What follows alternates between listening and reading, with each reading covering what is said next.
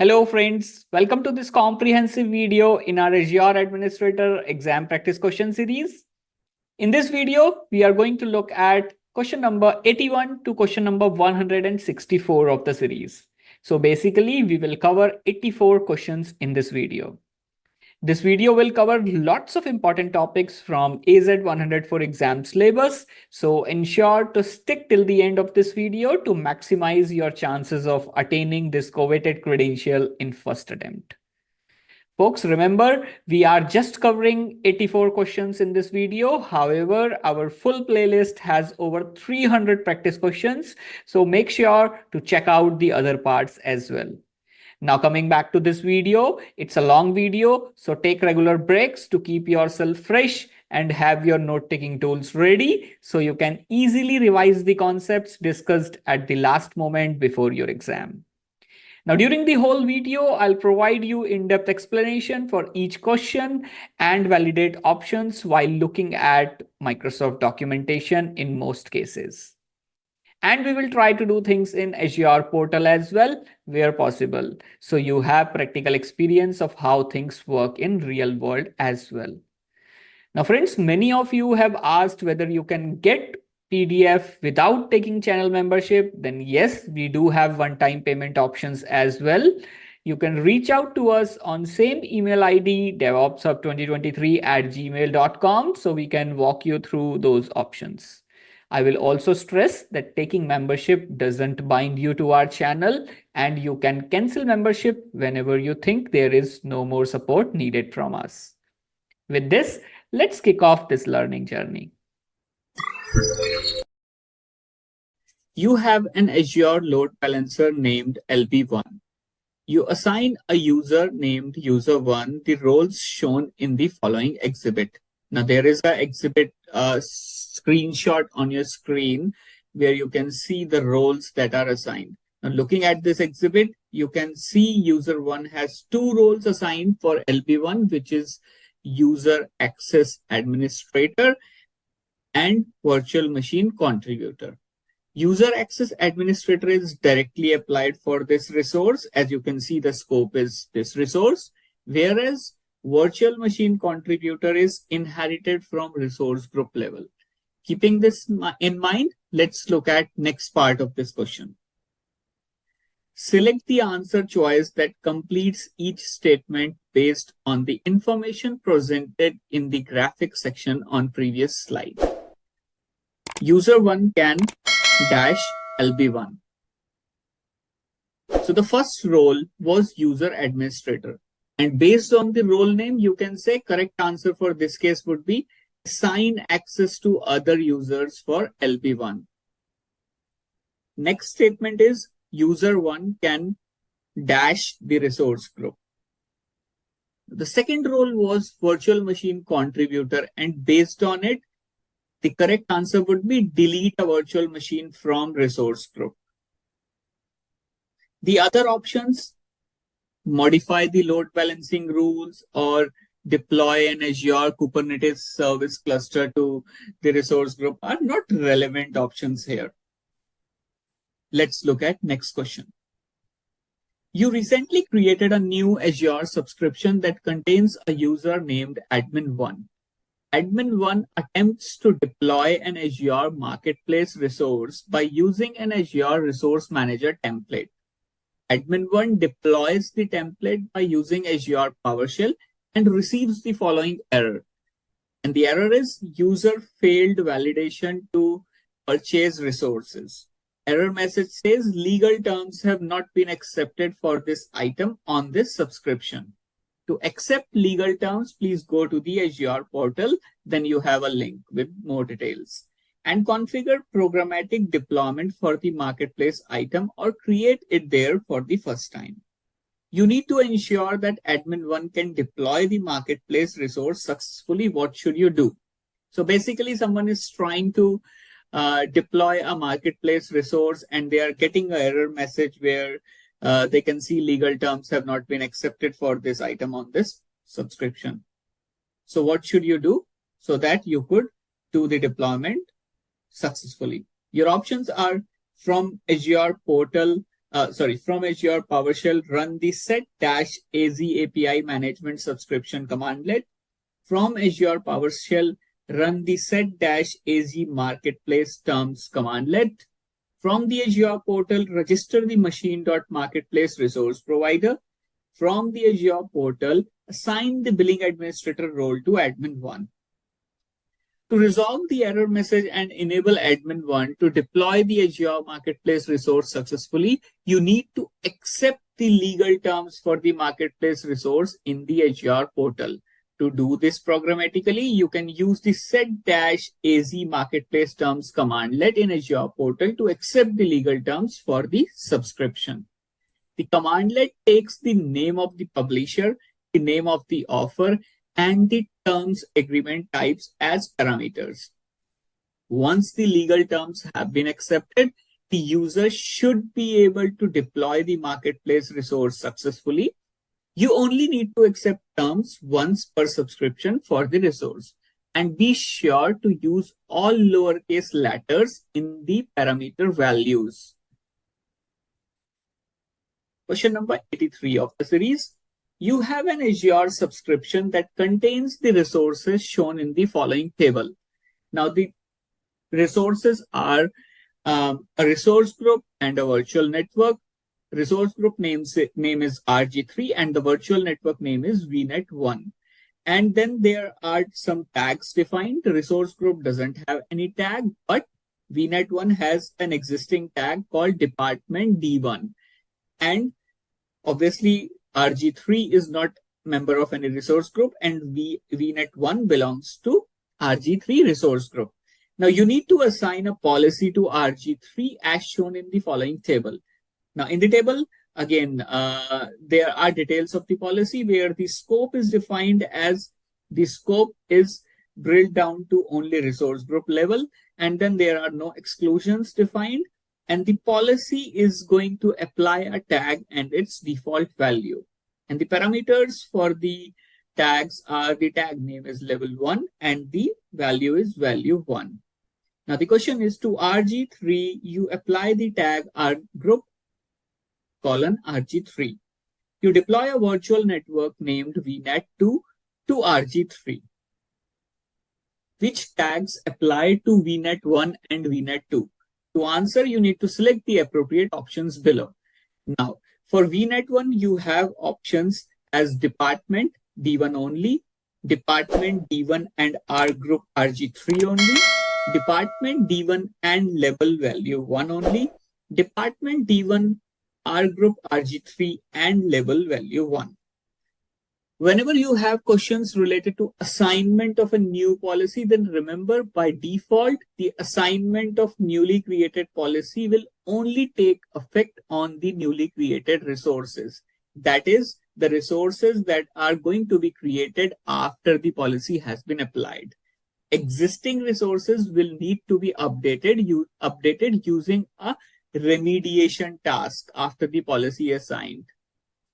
Here in this case, there is no mention of a remediation task. So VNet1 will only have one existing tag, which is department D1 only. Now for VNet2, VNet2 was created after the policy was applied. So it will get label value 1. And remember, resources don't inherit the tags you apply to a resource group or a subscription. So VNet2 will only have one tag, which is label value 1. So folks, I hope this has cleared you how the inheritance of tags happens in Azure and how the nesting can take place. If you have any doubts related to applications of tag, please post your questions in the comment section and we will try to answer them as soon as possible. Meanwhile, let's look at next question. You have an Azure subscription that contains the resources shown in the following table. Now you have 4 resources, of which 2 are resource group. One is with the name of RG1 and the other one is RG2. Then you have a storage 1, which is obviously a storage account hosted in RG1. And then you have a workspace 1, which is Azure Synapse Analytics Workspace and is hosted in Resource Group 2. You need to assign Workspace 1 a role to allow read, write, and delete operations for the data stored in the containers of Storage 1. Which role should you assign? Your options are Reader and Data Access, Storage Account Contributor, Storage Blob Data Contributor. To allow Workspace 1 to perform read, write, and delete operations for the data stored in the containers of Storage 1 in Azure, you should assign the Storage Blob Data Contributor role to Workspace 1. The Storage Blob Data Contributor role provides the necessary permissions to perform these actions on Azure Blob Storage containers and their data, making it the appropriate choice for your scenario. Question number 85 of the series. You have an Azure AD tenant that contains the groups shown in the following table. Now you have 4 groups listed there, and then you have their types listed. So group 1 is security based, group 2 is mail enabled security based, and group 3 and 4 are Microsoft 365 groups. And as the name indicates, for group 1, 2, and 3, the security is enabled, whereas for group 4, the security is disabled. You purchase Azure Active Directory Premium P2 licenses. To which groups can you assign a license? Your options are group 1 only, group 1 and group 3 only, group 3 and group 4 only, group 1, group 2, and group 3 only, group 1, 2, 3, and 4. Assigning Azure AD P2 license can only be used with security groups and Microsoft 365 groups that have security enabled. So in this case, even though group 1, 3, and 4 fall into the category of allowed group types, but group 4 doesn't have security enabled. So the correct answer is option B, group 1 and group 3 only. Next question. You have an Azure subscription that contains a storage account named Storage 1. You have the devices shown in the following table. Now, there are 3 devices with the name of device 1, 2, and 3. And the platform for them is Windows 10, Linux, and macOS. For which devices can you use AZ copy to copy data to Storage 1? Your options are device 1 only, device 1 and 2 only, device 1 and 3 only, device 1, 2, and 3. AZ copy is supported in all the 3 operating systems mentioned in this question. So the correct answer would be option D, device 1, 2, and 3. Question number 87 of the series. You have an Azure subscription. The subscription contains storage account named Storage 1 that has the lifecycle management rules shown in the following table. You have 3 rules listed, rule 1, rule 2, rule 3. And if base blobs were not modified for more than 5 days, then there are some rules defined. So for rule 1, the rule defined is move to cold storage. For rule 2, the option is delete the blob. And for rule 3, the option is move to archive storage. On July 1, you store a blob named file1 in the hot access tier. Action to move to archive is cheaper than to move to cool, and delete is cheaper than move to archive. So the correct answer here is file1 will be deleted. In this case, because every rule is being applied at the same time, so by default, lifecycle management chooses the cheapest option. That's why the file will be deleted. Next question. You plan to deploy an Azure container instance by using the following Azure Resource Manager template. Now you have a template on your screen. Before proceeding forward, let's try to understand the template, as the question is completely reliant on what you understand in this template. So type tells you that container resource is being deployed. Location, as I have highlighted now, specifies it is being deployed in the West US region. Then properties, element defines the properties which are specific to each container being created. Here we are deploying just one container whose name is WebProd. From the image property, you can tell a version of Microsoft IaaS server is being deployed whose communication will happen on TCP port 80. It further tells you that the memory and CPU specifications as well, where you can see the memory in GB is 1.5 and there is one CPU allocated. Then the container restart policy is defined as on failure. This is a critical thing to understand here. It means that the container will restart if IaaS communication on port 80 fails, because these are the ports defined here. Now, key thing to note here is IP address being defined as public, which means the container app will be publicly accessible. This is a hint to the questions that you are going to see next. Finally, then the OS type is defined as Windows, which tells us that container is hosted on Windows platform. This is not the anything related to the OS of the client. It is the OS of the container. Let's now look at next part of this question. Use the drop-down menus to select the answer choice that completes each statement based on the information presented in the template.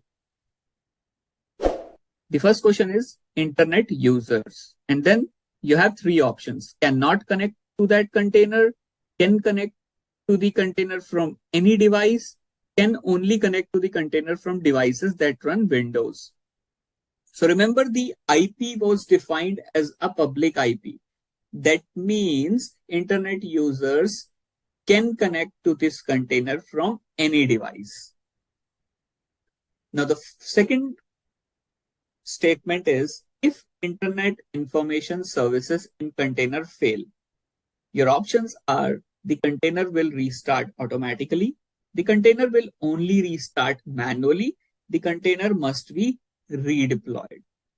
And the correct answer would be the container will restart automatically, because the failure condition was defined as restart.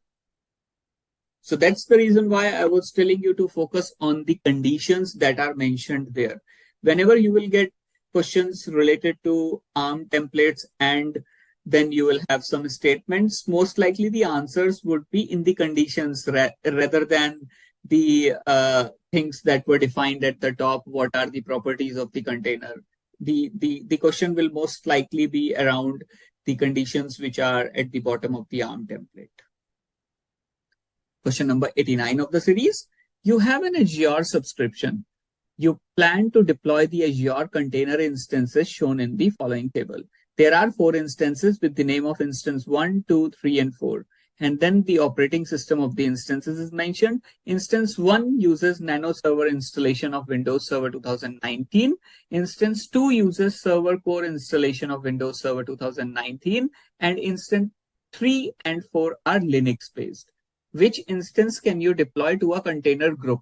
So basically, here the question is, you have different container instances and you want to make use of container groups. Which all instances can be hosted in a container group? Your options are instance 1 only, instance 2 only, instance 1 and instance 2 only, instance 3 and instance 4 only.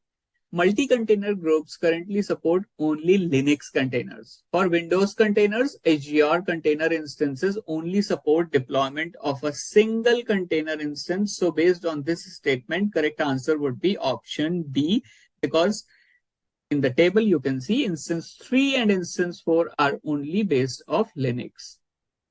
You will only be able to deploy instance 3 and instance 4 in a container group in this case. Next question. You have two Azure virtual networks named VNet1 and VNet2. VNet1 contains an Azure virtual machine named VM1. VNet2 contains an Azure virtual machine named VM2. VM1 hosts a front-end application that connects to VM2 to receive data. Users report that the front-end application is slower than usual. You need to view the average round trip time RTT of the packets from VM1 to VM2. Which Azure Network Watcher feature should you use? Your options are connection troubleshoot, connection monitor, NSG flow logs, IP flow verify. To view the average round trip time RTT of packets from VM1 to VM2 in Azure, you should use the connection monitor feature of Azure Network Watcher. Connection monitor allows you to monitor the connectivity between two virtual machines and provides information about latency, packet loss, and other network matrices, which will help you diagnose network performance issues like the reported slow front-end application. You have an Azure subscription. You create the Azure storage account shown in the following exhibit. Now, in the exhibit, you have a screenshot basically showing you the creation of the storage account. Basically, the validation has passed, and there are certain properties that you can see on the screen. Some of the notable properties are it is being created in a subscription named subscription 1, and the resource is created in the resource group RG1, where its location is North Europe, and the storage account name is storage 16852. Now the notable properties are the account kind is storage V2, that is general purpose V2. The replication that is being used is locally redundant storage, which is LRS, and the access tier is hot. The connectivity method is private endpoint. You need to pay attention to the properties which are in this exhibit, because the next question is based on the properties that are being chosen while creating this storage account. So let's look at the next part of this question. Select the answer choice that completes each statement based on the information provided in the screenshot in previous tab. Now, the first statement is the minimum number of copies of the storage account will be. Your options are 1, 2, 3, or 4. You would have seen in the properties of the storage account, it was mentioned that it is using the replication type as locally redundant storage. The locally redundant storage replicates your storage account 3 times within a single data center in the primary region. Therefore, the correct answer here would be 3. Now, the next statement is to reduce the cost of infrequently accessed data in the storage account, you must modify the access tier setting, performance setting, account kind setting, or replication setting. The correct answer here would be access tier, as it has the cool option to store infrequently accessed data.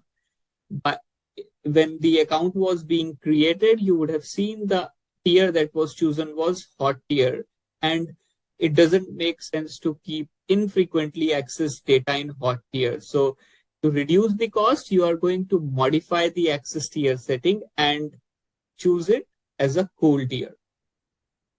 Let's look at next question.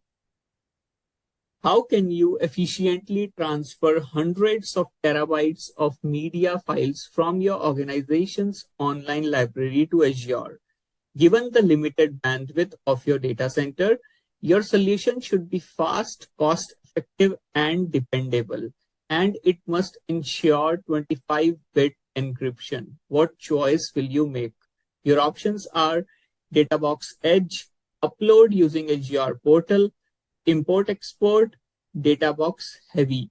There are lots of keywords in this question which you need to pay attention. The option that you are choosing must support and ensure you are using 256-bit encryption. It should be fast, cost-effective, and dependable. And also, you have limited bandwidth for your data center. So let's start by ruling out the incorrect options. Upload using Azure portal. This option is not suitable for efficiently transferring hundreds of terabytes of data due to the limited bandwidth of your data center. Uploading such a large amount of data over the internet can be slow and costly. However, the question says you need to have a fast and cost-effective solution. This option may also lead to downtime and negatively impact other internet traffic. Additionally, ensuring 256-bit encryption for the data transfer might be challenging when using this method. DataBox Edge. DataBox Edge is designed for edge computing and data processing at the edge, rather than large-scale data transfer from an organization's data center to Azure. While it can be used for data transfer in certain scenarios, it's not the most efficient choice for transferring hundreds of terabytes of data, especially if the primary concern is limited bandwidth of your data center. So that's why it's very important to pay attention to the keywords in the question, because whatever is the requirement, it might be possible that you can accomplish it using all four options, but there is a keyword fast, cost effective, which might rule out some of the options. The third option, import export, it refers to the Azure service for offline data transfer, but it's generally used for smaller scale data transfer involving hard drives and shipping them to Azure. For hundreds of terabytes of data, this approach can become cumbersome and time consuming, which leaves us with only one correct answer, which is DataBox Heavy, option D. DataBox Heavy is the most suitable choice for effectively transferring hundreds of terabytes of media files from your organization's online library to Azure, especially when you have limited bandwidth in your data center and you have requirement to maintain 256-bit encryption. Next question. You have an Azure web app named App1.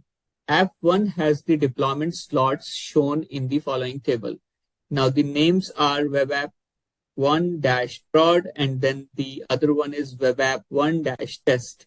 The function is for prod 1 is production, for test 1 is staging.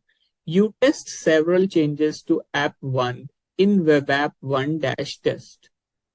You back up app 1, you swap web app 1-test for web app 1-prod and discover that app 1 is experiencing performance issues. You need to revert to the previous version of app 1 as quickly as possible. What should you do? Your options are clone app 1, redeploy app 1, swap the slots, restore the backup of app 1. To revert to the previous version of app 1 as quickly as possible after swapping web app 1-test for web app 1-prod and experiencing performance issues, you should use the swap the slots option. However, in this case, you will need to perform a reverse swap to undo the changes made during the previous swap. To do this, what you will do is, once you are in the Azure portal, you will go to the Azure web app, which is app 1 in this case, and you will click on the deployment slots of it. You will see the deployment slot listed there, and then you need to just click on swap button. In the swap blade that appears, you need to select web app 1-prod as the source slot and web app 1-test as the target slot. Make sure to select swap with preview option. This allows you to review the changes before the actual swap occurs. It will show you the changes that will be made during the swap. Now, as soon as you click the swap button, the reverse swap is initiated. This will effectively revert your production slot back to the previous version that was in web app 1-test, which was your backup. This process allows you to quickly revert to the last known good state without the performance issues. And the other options, which are cloning, redeploying, or restoring the backup, might be valid approaches in different scenarios, but given the context of swapping slots and the need for a quick rollback, using the swap the slots option with reverse swap is the most appropriate choice here. Question number 94 of the series. You have Azure Active Directory tenant named contoso.com that includes following users: Now the users are user 1 and 2 and their roles are cloud device administrator and user administrator. Contoso.com includes following Windows 10 devices. Devices are device 1 is Azure AD registered and device 2 is Azure AD joined. You create following security groups in Contoso.com. Group 1 is having membership type as assigned and the owner is user 2, whereas group 2 has the membership type defined as dynamic device and again its owner is user 2. For each of the following statements, you need to select if the statement is true, otherwise you need to select no. The first statement is user 1 can add device 2 to group 1. This is incorrect, as even though user 1 is cloud device admin, but this role doesn't provide privileges to add joint devices. Now the next statement is user 2 can add device 1 to group 1. This one is correct, as user 2 is the owner of group 1, so can perform the necessary action. The third statement is user 2 can add device 2 to group 2. This is incorrect, as device 2 is a dynamic group and you cannot alter the ownership of a dynamic group manually. Let's look at next question. Your company wants to move all services to Azure Kubernetes service as part of application modernization. Which two of the following components contribute to the monthly Azure charge? Your options are networking resources, per deployed pod, master node, per node VM. When using Azure Kubernetes Service or AKS, the two components that contribute to the monthly Azure charges are networking resources and per node VM. Networking resources includes the cost of the networking resources you use within the AKS cluster, such as load balancers, public IPs, and data transfer in and out of your AKS cluster. Per node VM means you are charged for the virtual machine used as nodes in your AKS cluster. The number of nodes and their configuration size directly impacts the cost. You are billed for the compute resources of these VMs. Next question. Your Azure subscription contains an Azure storage account. You need to create an Azure container instance named container1 that will use a Docker image named image1. Image1 contains a Microsoft SQL Server instance that requires persistent storage.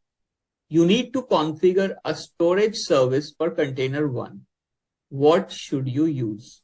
Your options are Azure Blob Storage, Azure Files, Azure Queue Storage, Azure Table Storage. To provide persistent storage for an Azure container instance running a Docker image that requires storage, you should use Azure Files. Azure Files allow you to create a share that can be mounted as a volume in an Azure container instance, providing a means of persistent storage. This is suitable for scenarios where you need to store data that should persist even if the container instance is stopped or deleted. In this case, since we are running a Microsoft SQL Server instance in a Docker container, Azure Files is a suitable choice for providing storage that can be accessed by the SQL Server container. Question number 97 of the series. You create the following resources in a subscription. The resources are an Azure Container Registry instance named Registry1, an Azure Kubernetes Service cluster named Cluster1. You create a container image named App1 on your administrative workstation. You need to deploy App1 to Cluster1. What should you do first? Your options are run the kubectl1 apply command, run the AZ-AKS create command, run the docker push command, create a host pool on Cluster1. To deploy a container image named App1 to an Azure Kubernetes service cluster named Cluster1, the first step you should take is run the docker push command. Once the container image is in Azure Container Registry, you can proceed with deploying it to cluster 1 using Kubernetes manifest and the kubectl apply command.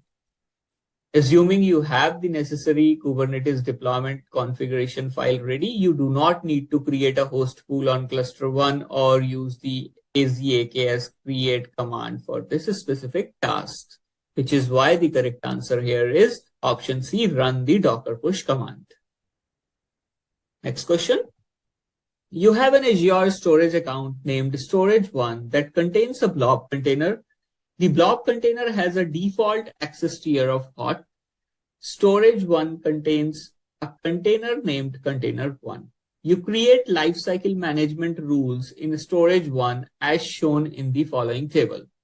Now, the first rule, which is named as rule 1, the scope is limits blob by using filters, and there is a prefix match set on it, which is container/DevOps1.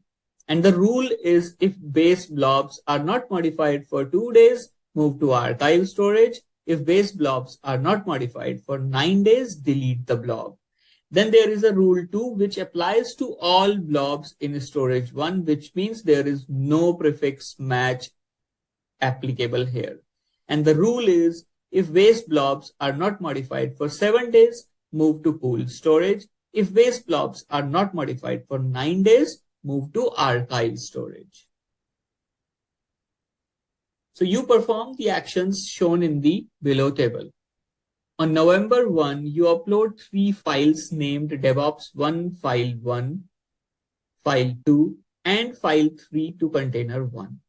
On November 2, you edit DevOps1 file 1 and file 3, and on November 3, you edit file 2.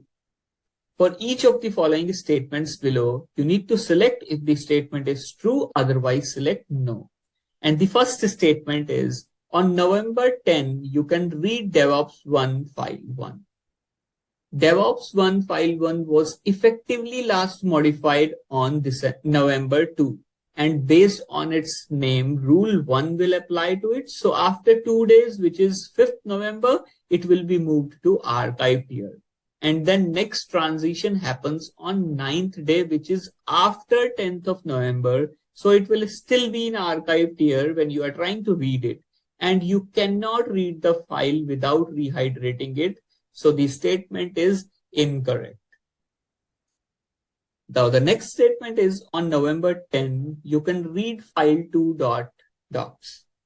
Rule 2 will apply to file 2, which was last modified on November 3. And based on rule 2, it will be in cool tier on 10th November. So you will be able to read it. Third statement is on November 10th, you can read file3.docs. Again, rule 2 will apply to file 3, which was last modified on November 2. And based on rule 2, it will be in cool tier on 10th November. So you will be able to read it. Which of the following are an element of template schema? Your options are parameters, includes, outputs, script. The elements of a template schema typically include parameters and outputs. Parameters are variables or inputs that can be defined when creating or using a template.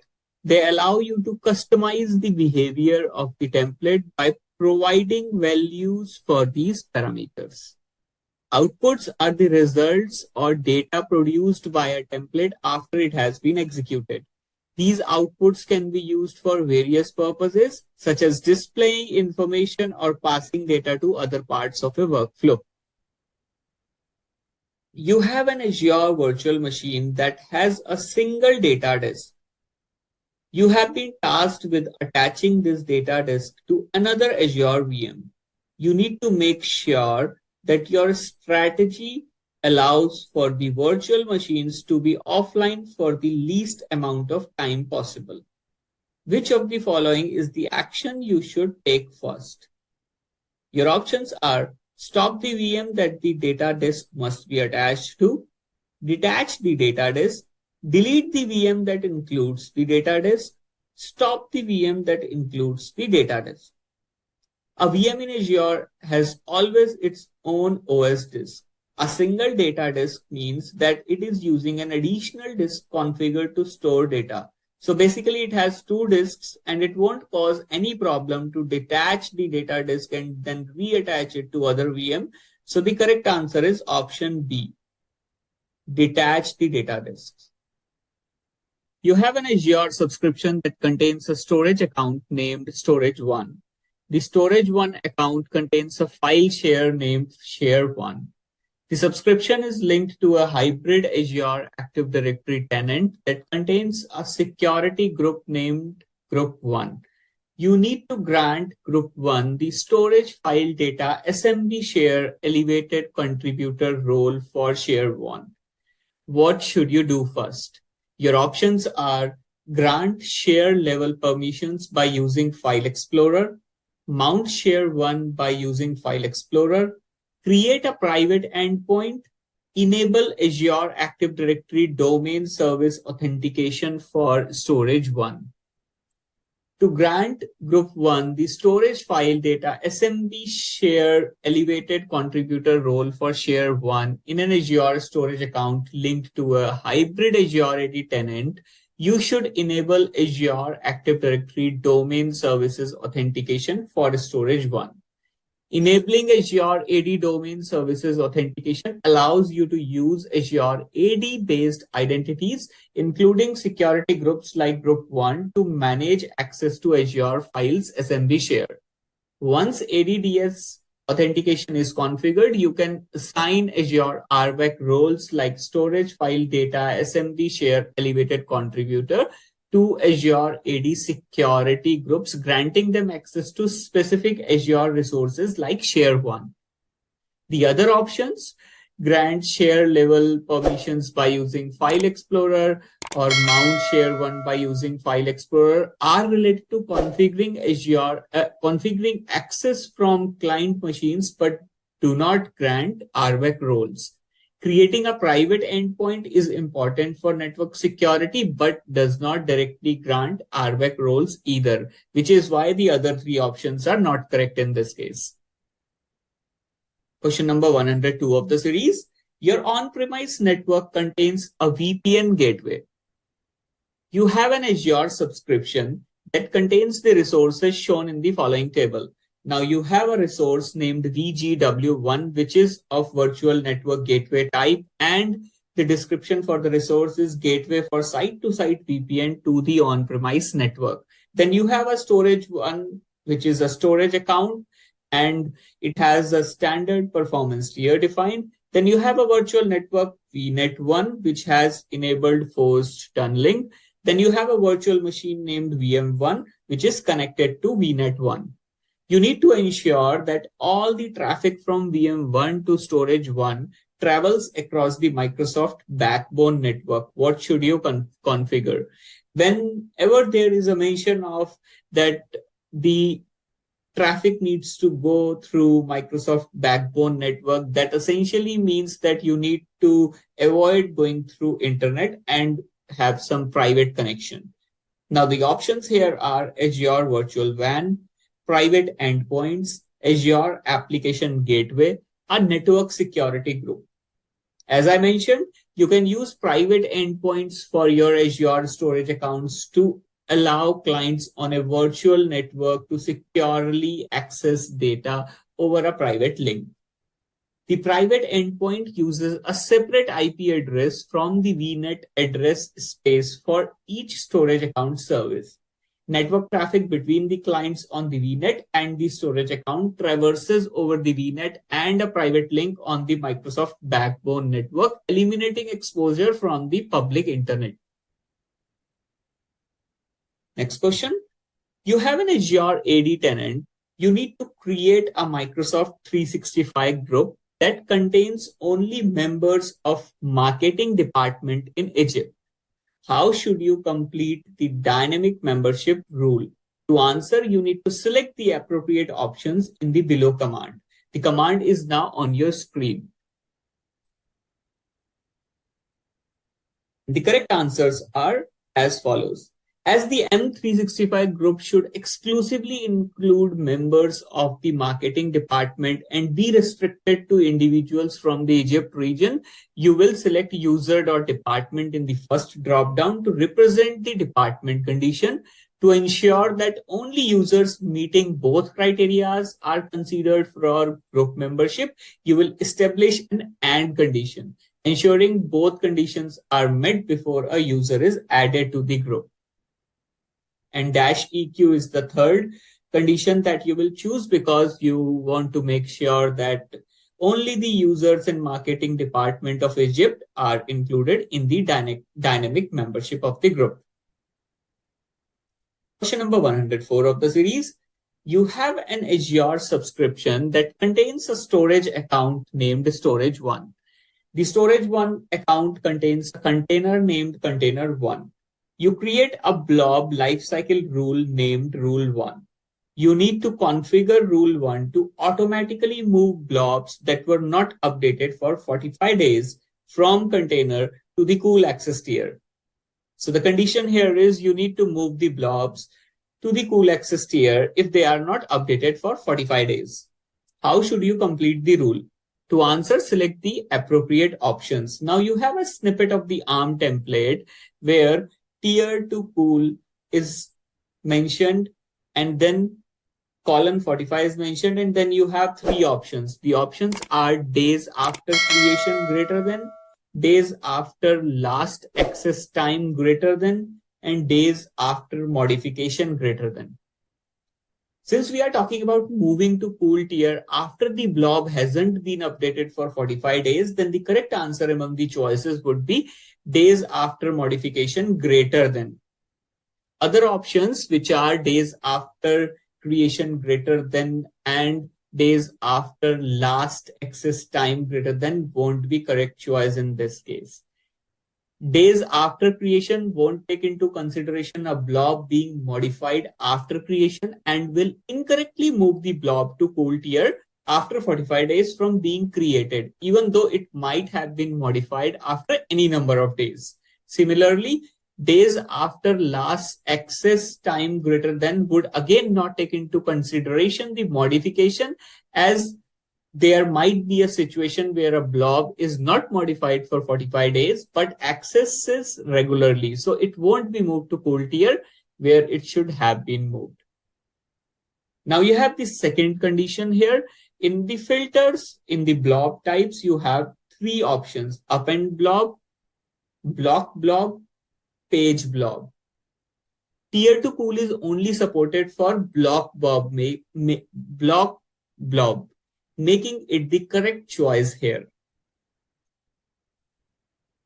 Now on your screen, there is a snippet from Microsoft website which confirms the action applicable to the blob types. As you can see, whether it's a tier to cool or it's tier to cold or it's tier to archive or it is enabled auto tier to hot from cool, they only support block blob. But when it comes to delete action, the support is for block blob and append blob as well. So this question can have multiple variations based on the action defined in the question condition. If the condition would have been delete, then obviously the answer would have changed from just block blob to block blob and append blob. Next question. You have an Azure subscription that contains a virtual machine named VM1. You plan to add a 1 TB data disk to VM that meets the following requirements. Your requirements are: provides data resiliency in the event of a data center outage, ensures that no data loss occurs if a host fails, provides the lowest latency and highest performance. You need to recommend which type of storage and host caching to configure for the new data disk. What will be your recommendation? Now, the first one is, this question has multiple sub-questions. So the first one is you need to tell which storage type you will choose. Your options are premium SSD that uses locally redundant storage. Then the next one is premium SSD that uses zone redundant storage. Third one is standard SSD that uses locally redundant storage. And the final storage type in the options is standard SSD that uses zone redundant storage. Based on the requirements for data resiliency, no data loss, lowest latency, and highest performance, the recommended storage type for the new 1 TB data disk on VM1 would be premium SSD that uses zone redundant storage. Let's look at each requirement and understand why I have chosen premium SSD that uses ZRS. Data resiliency. Zone redundant storage replicates your data across availability zones, ensuring data resiliency even in the event of a data center outage. This means that your data is stored in multiple physically separate locations within the same Azure region, which satisfies your first requirement of data resiliency. Now, the second requirement was no data loss. Premium SSDs are designed for high performance and low latency, and they offer data durability guarantees. In the event of a host failure, data loss is minimized because of the redundancy and resiliency features provided by Azure. Now, the third requirement is lowest latency and the highest performance.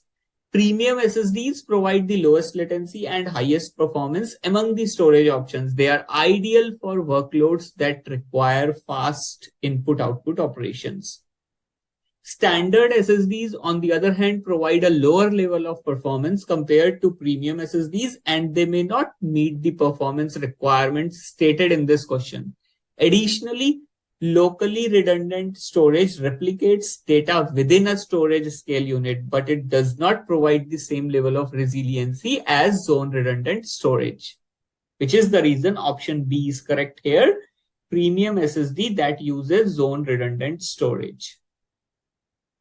Now, the next part of the question was host caching. The options you have are you either choose none, you either choose read only, or you choose read write. For this scenario, it is recommended to use read-only host caching. Read-only caching can help improve read performance while ensuring data consistency and minimizing the risk of data loss. Next question. You have an Azure virtual machine named VM1. VM1 was deployed by using a custom Azure Resource Manager template named arm1.json. You receive a notification that VM1 will be affected by maintenance. You need to move VM1 to a different host immediately.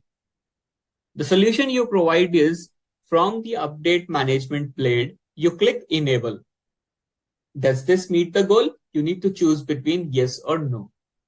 Clicking enable from the update management blade will not meet the goal of immediately moving VM1 to a different host. You will need to redeploy the VM to move it to a different host. If the question would have been in the solution option you will redeploy the VM to move it to a different host, then your answer would have been yes here.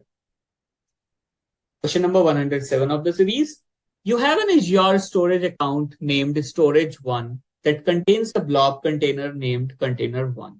You need to prevent new content added to container1 from being modified for 1 year. What should you configure? Your options are the access level, the access tier, an access policy, the access control IAM settings. To prevent new content added to container1 in your Azure storage account from being modified for 1 year, you should configure the access policy. The access policies allow you to set time-based restrictions on the operations that can be performed on the blob container. Let's look at next question. You have an Azure subscription. You are deploying an Azure Kubernetes service AKS cluster that will contain multiple pods. The pods will use Kubernetes networking. You need to restrict network traffic between the pods. What should you configure on the AKS cluster? Your options are Azure Network Policy, Calico Network Policy, Pod Security Policies, Application Security Group. To restrict network traffic between pods in an Azure Kubernetes cluster using Kubernetes networking, you should configure the Azure network policy. The other option mentioned are also related to security and network policy in Kubernetes, but they are not specific to AKS or directly address the pod-to-pod network traffic control.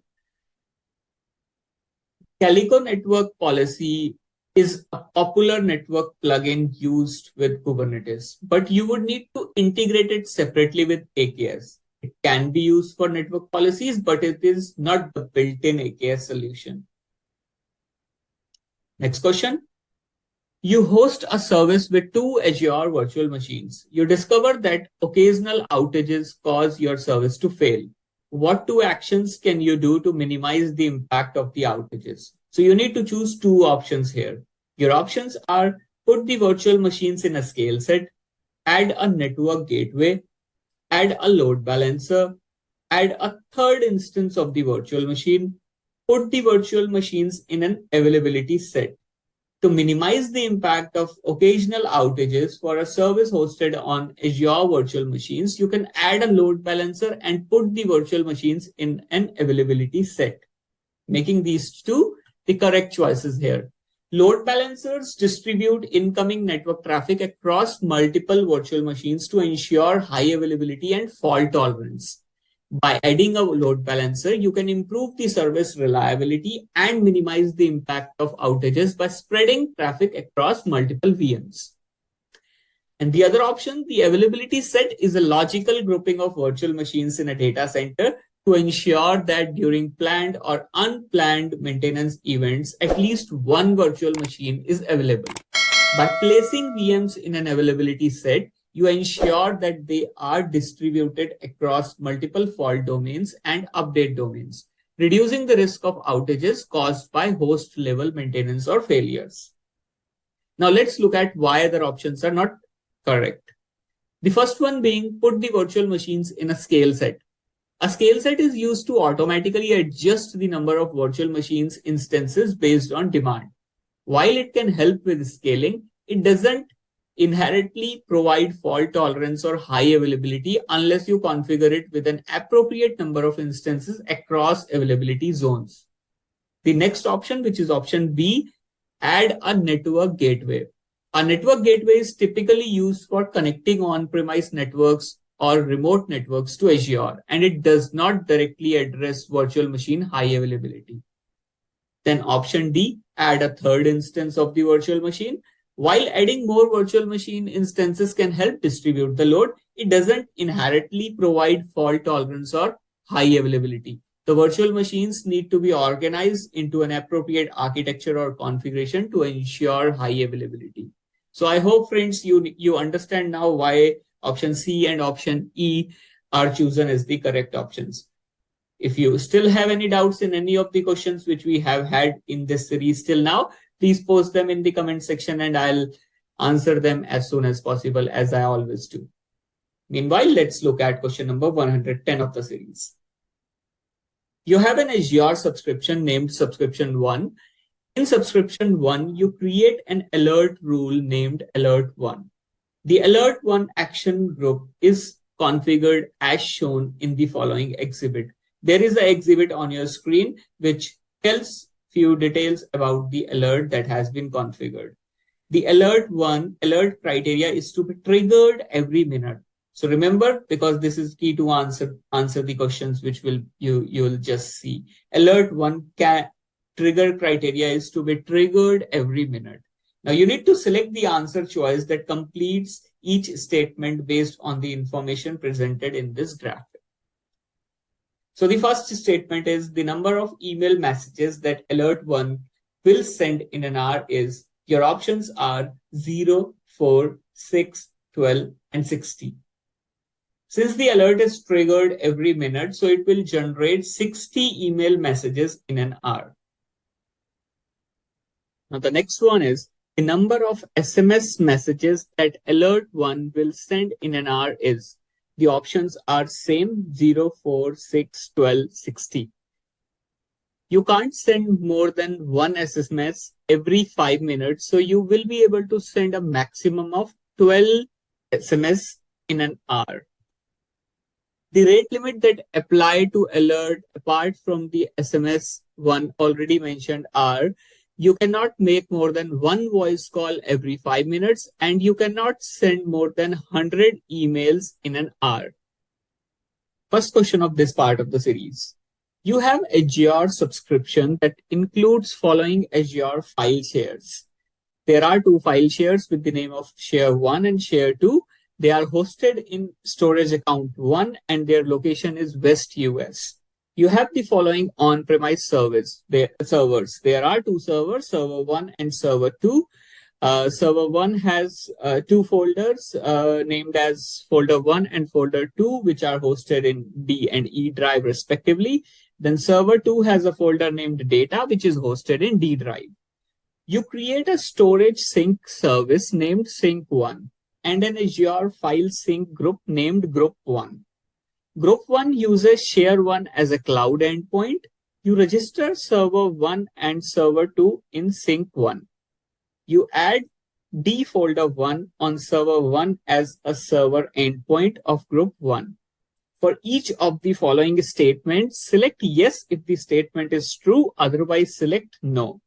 Let's look at first statement. But before we go to that, make sure you have read this description very carefully as it might get confusing. There is a talk about cloud endpoint, there is a talk about server endpoint, and then there is a talk about sync group as well. So let's look at first statement.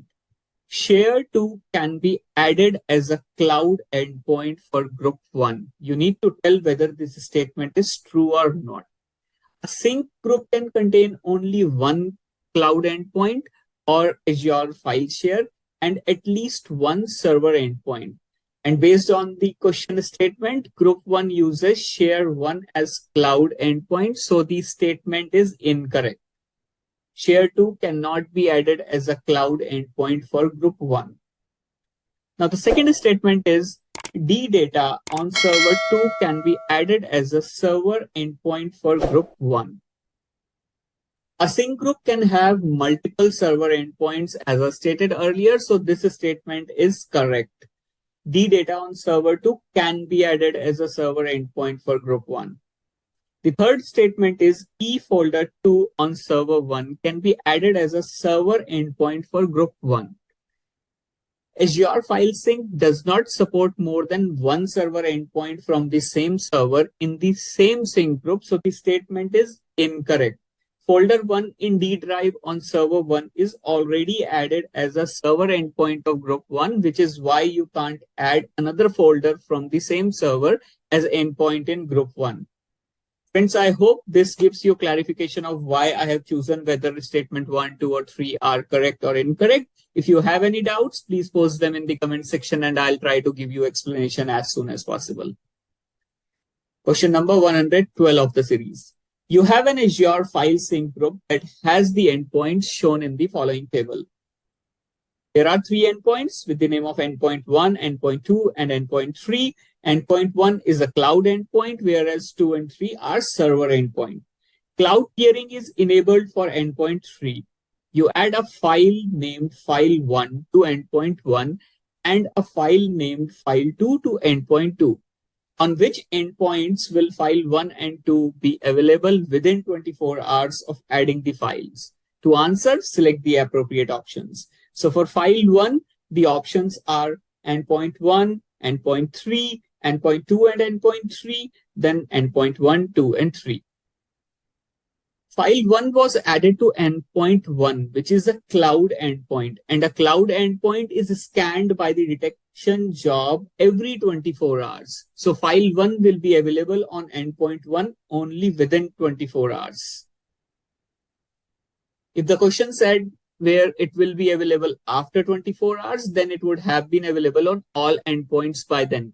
So the key to answer this question is availability whether within 24 hours or after 24 hours. So I always recommend you to pay attention to the keywords in the question, because if they would have mentioned available after 24 hours, then the answer would have changed and you would have chosen the last option, which is all endpoints. Then let's look at second part of this question. File 2 Again, your options are endpoint 2 only, endpoint 3 only, endpoint 2 and endpoint 3 only, and then endpoint 1, 2, and 3. File 2 was added to endpoint 2, which is a server endpoint. And with the on-premise servers, the file is scanned and synced automatically after it's being added. So it will be available on all three endpoints within 24 hours. In this case, time frame doesn't really matter, so the answer will remain same even if the scenario in the question says after 24 hours. Next question. You have an Azure subscription that contains 10 virtual machines. The virtual networks are hosted in separate resource groups. Another administrator plans to create several network resource security groups in the subscription. You need to ensure that when an NSG is created, it automatically blocks TCP port 8080 between the virtual networks. The solution you provide is from these resource providers blade, you unregister the Microsoft.Classic network provider. You need to tell whether this solution meets the goal. Unregistering the Microsoft.Classic network provider from the resource providers blade will not meet the goal of automatically blocking TCP port 8080 between the virtual networks. In this case, you need to use a custom policy definition. You will create a custom policy definition here to achieve the goal. So, for example, if in the solution there was mention of creating a custom policy definition, then you would have chosen yes, this solution will meet the goal. Next question. You have a production Azure Active Directory tenant named contoso.com. You deploy a development Azure Active Directory tenant, and then you create several custom administrative roles in the development tenant. You need to copy the roles to the production tenant. What should you do first? Your options are: from a production tenant, create a new custom role. From the production tenant, create an administrative unit. From the development tenant, export the custom roles to JSON. From the development tenant, perform a backup. To copy custom administrative roles from the development Azure AD tenant to the production Azure AD tenant, you should first export the custom roles to JSON from the development tenant. Exporting the custom roles to JSON allows you to capture the role definitions and configurations. After exporting, you can then import these JSON files into the production tenant to recreate the custom roles with the same settings. This is a common approach for migrating custom roles between Azure AD tenants. Question number 115 of the series. You plan to use Azure Network Watcher to perform the following tasks. The tasks are: identify a security rule that prevents a network packet from reaching an Azure virtual machine. Then the second task is validate outbound connectivity from an Azure virtual machine to an external host. Which feature should you use for each task? To answer, select the appropriate option below. Now for task 1, the features mentioned are traffic analytics, security group view, packet capture, next hop, IP flow verify. The correct answer here is IP flow verify. IP flow verify checks if a packet is allowed or denied to or from a virtual machine. The information consists of direction, protocol, local IP, remote IP, local port, and a remote port. If the packet is denied by a security group, the name of the rule that denied the packet is returned. While any source or destination IP can be chosen, IP flow verify helps administrators quickly diagnose connectivity issues from or to the internet and from or to the on-premise environment. Then we have task 2, and the options are again same. And the correct answer here would be connection troubleshoot. Connection troubleshoot enables you to test a connection between a virtual machine scale set, an application gateway, or a bastion host and a virtual machine, an FQDN, a URI, or an IPv4 address. Next question. You have deployed an application named App1 in Azure. App1 is deployed on 2 Azure virtual machines named VM1 and VM2. You plan to implement an Azure availability set for App1. The solution must ensure that app1 is available during planned maintenance of the servers hosting VM1 and VM2. What should you include in the availability set? Your options are single update domain, single fault domain, 2 update domains, 2 fault domains. To ensure that your application is available during planned maintenance of the servers hosting VM1 and VM2, you should include 2 update domains in the availability set. Update domains are used to control the order in which virtual machines are updated during planned maintenance events such as system updates. By having 2 update domains, Azure ensures that VM1 and VM2 are not updated at the same time. This helps in maintaining application availability during updates.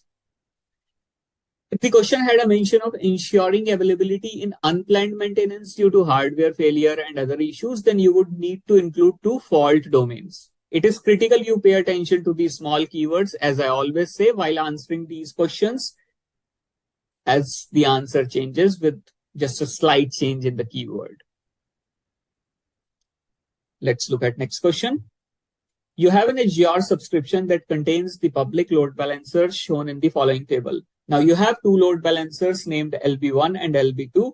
LB1 is of basic SKU type and LB2 is of standard SKU type.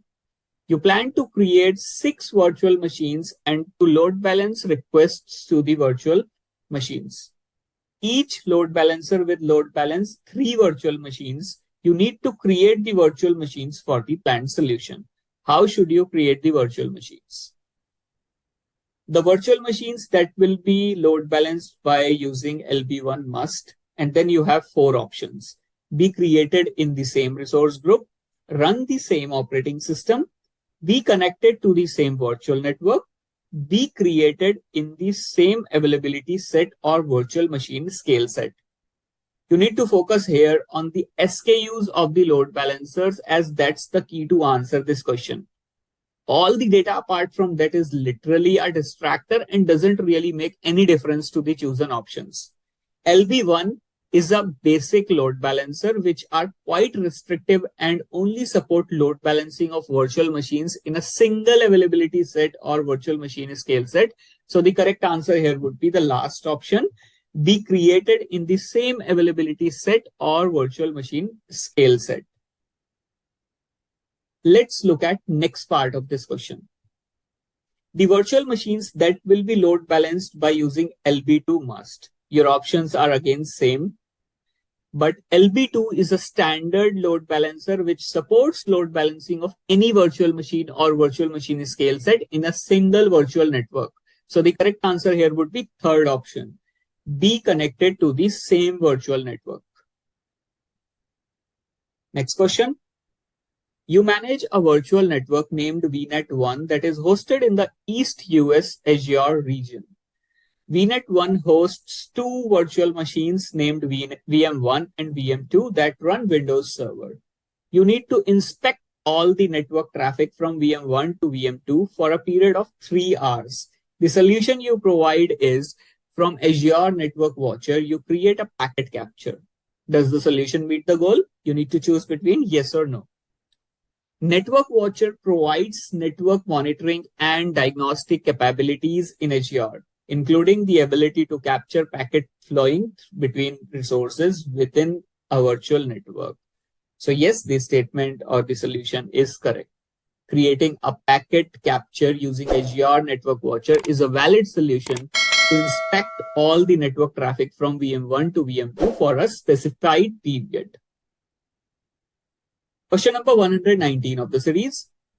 You have a script that creates several VMs with different images. When the script issues the command to create the first VM, you do not want to block the script while the VM is created. Instead, you want the script to immediately move on to the next command. What is the best way to do this? Your options are use the ampersand to run the process in the background, add the no-wait argument to your create command, add the async argument to your create command. To avoid blocking the script while creating a virtual machine and immediately move on to the next command, you should use the no-wait argument with your create command. This argument tells the Azure CLI or any other relevant tool you are using to create VMs not to wait for the operation to complete and instead return control to the script immediately. It allows you to continue executing other commands in the script while the VM creation process happens in the background. Let's look at why other options are not correct. Using the ampersand to run the process in the background is typically used in shell scripting, but may not be as straightforward or platform independent as using the no-wait argument, which is designed for Azure CLI. The async argument is also related to asynchronous operations, but may not be suitable for specific use cases of creating VMs. Question number 120 of the series. You have an Azure subscription. You plan to deploy an Azure Kubernetes Service AKS cluster to support an app named App1. On-premise clients connect to App1 by using the IP address of the pod. For the AKS cluster, you need to choose a network type that will support App1. What should you choose? Your options are hybrid connection endpoints, Azure Private Link, Kubernetes, Azure Container Networking Interface CNI. Let's look at first option first. Hybrid connection endpoints are used for connecting on-premise applications to resources in Azure securely. They are typically used for integrating Azure services with on-premise services. This option is unrelated to configuring networking within an AKS cluster to support direct access to pods by on-premise clients, so an incorrect choice. Second option, Azure Private Link, is used to access Azure services privately over a private endpoint in your virtual network. It is often used for scenarios where you want to access Azure services privately, such as Azure SQL database or Azure storage. While it provides a secure and private connection, it is not designed for directly accessing individual pods within an AKS cluster from on-premise clients, making it an incorrect choice here. The third option, Kubernetes, is a basic networking mode for AKS that provides a simple and low-cost networking solution.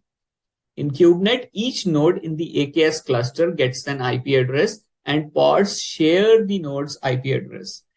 This mode is not suitable for scenarios where you need to have direct connectivity to individual pods, as pods do not have their own dedicated IP address. This leaves us with final option, Azure CNI, which is the correct choice here. To support an app where on-premise clients connect to the pods in the AKS cluster using the IP address of the pod, you should choose the Azure Container Networking Interface as the network type. Azure CNI allows each pod in the AKS cluster to have its own IP address, which makes it easier to interact with the pods directly using their IP address. This is particularly useful when you have on-premise clients connecting to the pods within the AKS cluster. You have an Azure subscription named Subscription 1. Subscription 1 contains the resources in the following table. The resources with the name RG1 and RG2 are resource group type, and then you have two resources named VNet1 and VNet2, which are virtual network type. VNet1 is in RG1, VNet2 is in RG2, and there is no connectivity between VNet1 and VNet2. An administrator named admin1 creates an Azure virtual machine named VM1 in RG1. VM1 uses a disk named disk1 and connects to VNet1. Admin1 then installs a custom application in VM1. You need to move the custom application to VNet2, and the solution must minimize administrative effort. Which two actions should you perform? To answer, you need to select the appropriate answer among the options provided. Now the options are on your screen. The first action and the second action. The options you have are detach a virtual interface, a network interface, delete VM1, create a network interface in RG2, and then move a network interface to RG2. Then the second action, you have the options as attach a network interface, move VM1 to RG2, create a network interface in RG2, and create a new virtual machine. You can change the subnet of a VM, subnet a VM is connected to after it has been created, but you cannot change its VNet. So what you need to do here is identify the disk used by the VM1, which is disk 1 in this case. You delete the VM1 itself while ensuring disk 1 is retained, and then recreate the VM in the target virtual network VNet2 and attach the original disk 1 to it. So for the first section, you will delete the VM1, and for the second action, you will create a new virtual machine. Obviously, the steps that I explained just now were in detail, but for the scope of this question, the first action would be delete VM1 and the second action would be create a new virtual machine. But before deleting it, you need to retain disk 1, back it up, and then when you have created a new virtual machine, you need to attach disk 1 to it so that your application and data, everything is retained. Let's look at next question. You have an Azure subscription that contains an Azure storage account named Storage 1. You export Storage Account 1 as an Azure Resource Manager template. The template contains the following sections, which you can see on the right-hand side of your screen. Now, you need to go through this template and then answer the questions. For each of the following statements, you need to select if yes, if the statement is true. Otherwise, you will be selecting no. Now, the first statement is a server that has a public IP address of 131.107.103.10 can access storage 1. Now, you can see in the ARM template, virtual network rules and IP rules are blank in the network ACL's element. And the default action is allow. So, yes, this statement is correct. A server that has a public IP address of 131.107.103.10 can access storage account 1. And in fact, since there are no IP rules mentioned in this ARM template, so for the scope of this question, IP address doesn't really matter at all. Even if there was a different IP address, the answer or the statement would still have been true. Next statement. Individual blobs in a storage account 1 can be set to use the archive tier. The kind of storage here is storage V2, which allows tiering. So even though storage account access tier is set to hot, which you can see at the bottom of the screen, but you can set individual blobs to use archive tier because the storage account type is storage V2. Third statement, global administrators in Azure Active Directory can access a file share hosted in storage account 1 by using their Azure AD credentials. Azure AD roles like global administrator don't provide access to individual resources. So this statement is incorrect. You will need to use RBAC roles to grant access being talked about here. Let's look at next question. You have a pay-as-you-go Azure subscription that contains the virtual machines shown in the following table. There are two virtual machines with the name of VM1 and VM2. They are hosted in resource group RG1 and RG2. And they have a daily cost defined. VM1 uses a daily cost of $20 and a VM2 uses the daily cost of $30. You create the budget shown in the exhibit below, which is on the bottom right of your screen. The AG1 action group contains a user named admin1@cardoso.com only. Select the answer choice that completes each statement based on the information presented in the graphic. So before we move to the question, let's look at the graphic. The name of the budget is budget 1. The scope of the budget is RG1 resource group. And you would see that because the scope of RG1, because the scope of this budget is RG1, and you can see only VM1 is hosted in RG1. So this budget would only apply to VM1. That is the first thing you should note when answering such questions. Now the budget is set to $1,000 and the budget period resets every month. So the $1,000 is the budget for every month. It's not like the budget, this $1,000 is the budget for the whole start to end date. So it resets every month. And now the alert conditions are when the 50% of budget is reached, which is $500, the action group basically sends an email. When 70% is reached, then a SMS is sent. And when 100% is reached, an Azure app is triggered. And the alert recipients are user1@contoso.com. Now let's look at the statements. When the maximum amount in budget 1 is reached, what will happen? Your options are VM1 and VM2 continue to run. VM1 and VM2 are turned off. VM1 is turned off and VM2 continues to run.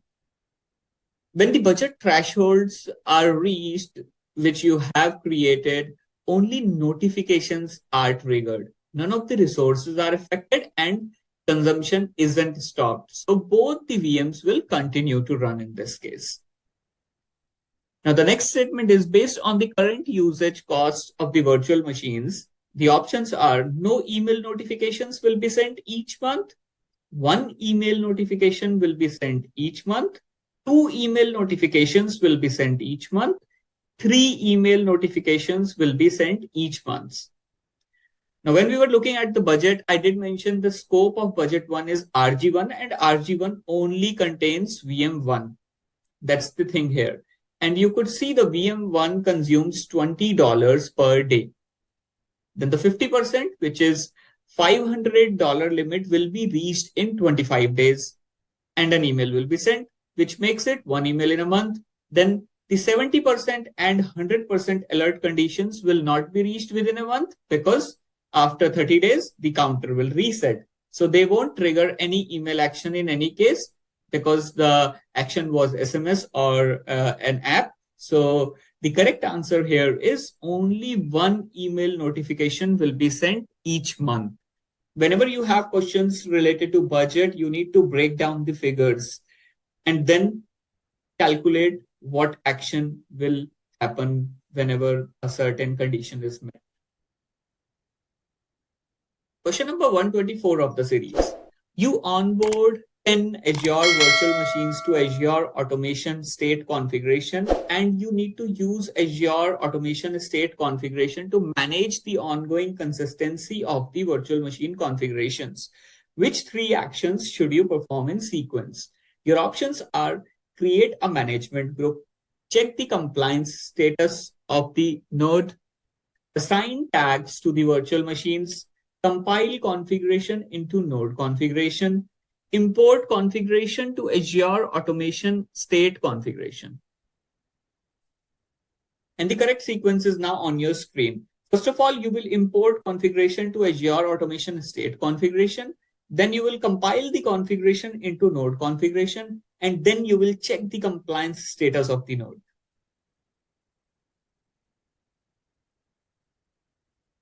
Next question. You have an Azure subscription that contains the resources as shown below. Resource name is MG1, which is management group type. Then the second resource is RG1, which is resource group type. And then you have a GUID, which is a subscription ID. And then you have a resource called as tag1, which is tag type. In Azure Cloud Shell, you need to create a virtual machine by using an Azure Resource Manager template. How should you complete the command? The command is, now, first of all, you have a variable which is called as $admin password. And in $admin password, what you are doing is read host is to, in PowerShell, read host is to get a prompt from user. You need to input something. There is a prompt. And the prompt says, enter the admin password, and it is passed as a secure string because it is obviously password. So you cannot pass it as a plain text. Therefore, you have converted it to as secure string. Now starts the next command. You have 4 options. First, your options are new AZ resource, new AZ template spec, new AZ VM, new AZ resource group deployment. Then you have the next 4 options. Dash tag is tag1, dash group name is MG1, dash resource group name is RG1, dash subscription. Then you have the subscription GUID. Then you proceed next in the command where you have template URI where a URL of GitHub has been mentioned, and then the admin username is local admin and admin password is the variable that you created. Then the DNS level suffix is test VM1. Now from the table, you can see resource group 1, RG1 already exists. So you would be deploying a VM using a ARM template in an existing resource group using the commandlet new-AG resource group deployment. Basically, you would be doing a deployment into an existing resource group. So obviously you'll choose new-AZ resource group deployment in the first dropdown and resource group name RG1 in the second dropdown. Now you would be tempted to use new-AZVM in the first dropdown, but you cannot use new-AZVM as this commandlet doesn't accept the template URI parameter. So you need to look at whole scenario in question, which is to create a VM using ARM template rather than focusing on creating the VM, which is the key to answer this question. Let's look at next question. You have the Azure virtual networks shown in the following table. There are basically 4 virtual networks with VNet 1, VNet 2, VNet 3, VNet 4, and then their address spaces, subnets are mentioned, and the regions where they are hosted. You can see the virtual networks are hosted in different Azure regions. And when it comes to VNet peering, Azure allows peering across regions as well. So you should know this while answering this question. Now, the question is from VNet 2, which virtual networks can you establish a peering connection with? Your options are VNet 1 only, VNet 1 and VM3 only, VNet 3 and VNet 4 only, VNet 1, 3 and 4. Key thing to answer this question is virtual network peering cannot have overlapping address spaces. So if we look at VNet 2 and VNet 4, we can immediately say there will be overlap in the IP address. So you can rule out any option which has VNet 4 in it. This leaves us with option A and option B. VNet 2 can peer with VNet 1 due to the difference in namespace, but it can also peer with VNet 3. So we will rule out option A and choose option B as the correct choice. Even though option A is also right, but the question does have a option where 2 of the VNets are right options. So you need to choose that option because the question specifically asks which virtual network. So if you choose option A, which is VNet 1 only, that would be an incorrect choice because the peering can happen with VNet 3 as well. Let's look at next question. You have a Azure virtual network named VNet 1 that contains a subnet named subnet 1. Subnet 1 contains 3 Azure virtual machines and each virtual machine has a public IP address. The virtual machines host several applications that are accessible over port 443 to users on the internet. Your on-premise network has a site-to-site VPN connection to VNet 1, and you discover that the VMs can be accessed over RDP from internet and from on-premise network as well. This is really not a good practice that your VMs are accessible over RDP from internet. So you need to prevent RDP access to the virtual machines from the internet, which is what is the best practice, unless the RDP connection is established from the on-premise network. The solution must ensure that all the applications can still be accessed by internet users. How can you achieve this requirement? So your application needs to be accessible to users over internet, but through HTTPS protocol, which is over port 443, but it shouldn't be accessible to users over port 3389, which is the RDP port here. So I hope this clarifies what is the requirement of the question. Now let's look at what are the options available. You create a deny rule in a network security group NSG that is linked to subnet 1. You modify the address space of subnet 1. You modify the address space of the local network gateway. You remove the public IP address from the virtual machines. To achieve this requirement, you should create a deny rule in the network security group that is linked to subnet 1, which is option A. You can create a network security group rule in Azure that denies incoming RDP traffic from the internet while still allowing the necessary application traffic. You might be tempted to use option D here, which is to remove public IP addresses from VM, but it will prevent all external access, including access from the on-premise network and internet users, which is not in line with the requirement of allowing access from on-premise network while still permitting access to the applications from the internet, which is why option A is the correct choice here. Question number 128 of the series. You have an Azure subscription that contains two on-premise locations named Site 1 and Site 2. You need to connect Site 1 and Site 2 by using an Azure virtual WAN. Which of the following four actions should you perform in sequence? Your options are create a virtual WAN resource, create VPN sites, connect the VPN sites to the hub, create a virtual hub, connect the virtual networks to the hub. And the correct options are now on your screen. You would first create a virtual WAN resource. You would then create a virtual hub, followed by creating VPN sites, and finally connect the VPN sites to the hub.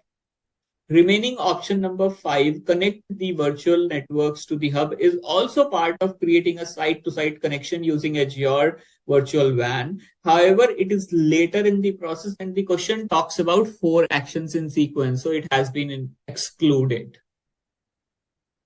So always pay attention to what has been asked in the question rather than just relying on the facts that the option which has been excluded is still a valid option when you are configuring Azure Virtual WAN.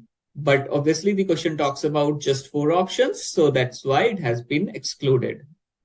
You have an Azure subscription.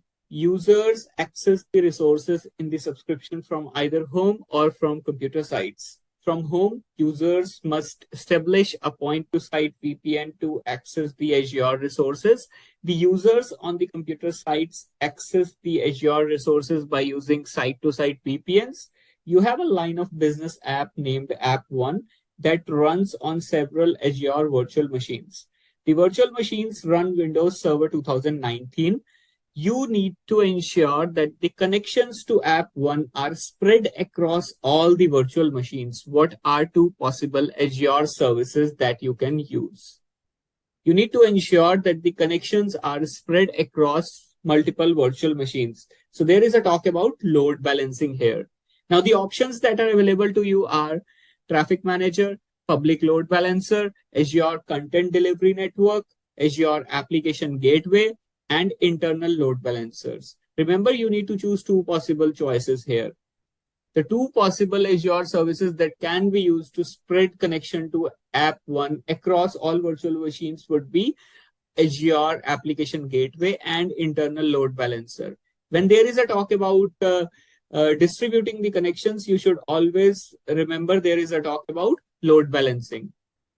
So Azure Application Gateway can be used to route incoming traffic to virtual machines based on various routing rules, including URL path-based routing, cookie-based session affinity, and SSL offloading.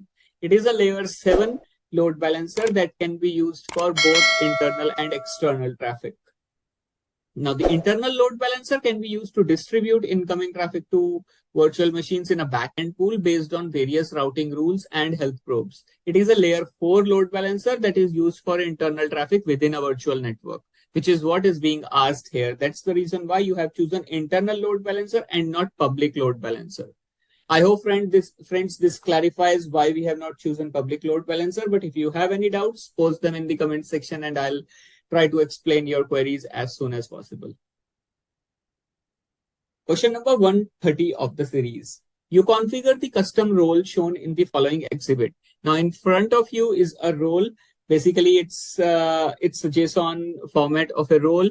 The role name is role1 and its description is custom role1. The assignable scope is set to a subscription, which is a subscription ID is mentioned in the exhibit. And then there are permissions defined in the actions section of the permission element.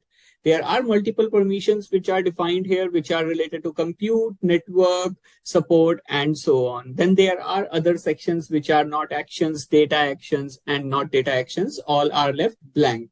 Let's now look at the questions. The questions you will get now would be focused on this exhibit which you just saw. So use the drop-down menus to select the answer choice that completes each statement based on the information presented in the exhibit. The first statement is, To ensure that users can sign into virtual machines that are assigned role 1, modify the which section. Now the sections you would have seen which I just mentioned: assignable scope, actions, not actions, data actions, not data actions. To ensure that users can sign into virtual machines that are assigned role 1, you need to modify the data actions section in the custom role definition JSON. You should add the Microsoft.compute/virtual machines/login action to the actions, which will allow login to the virtual machine as a regular user.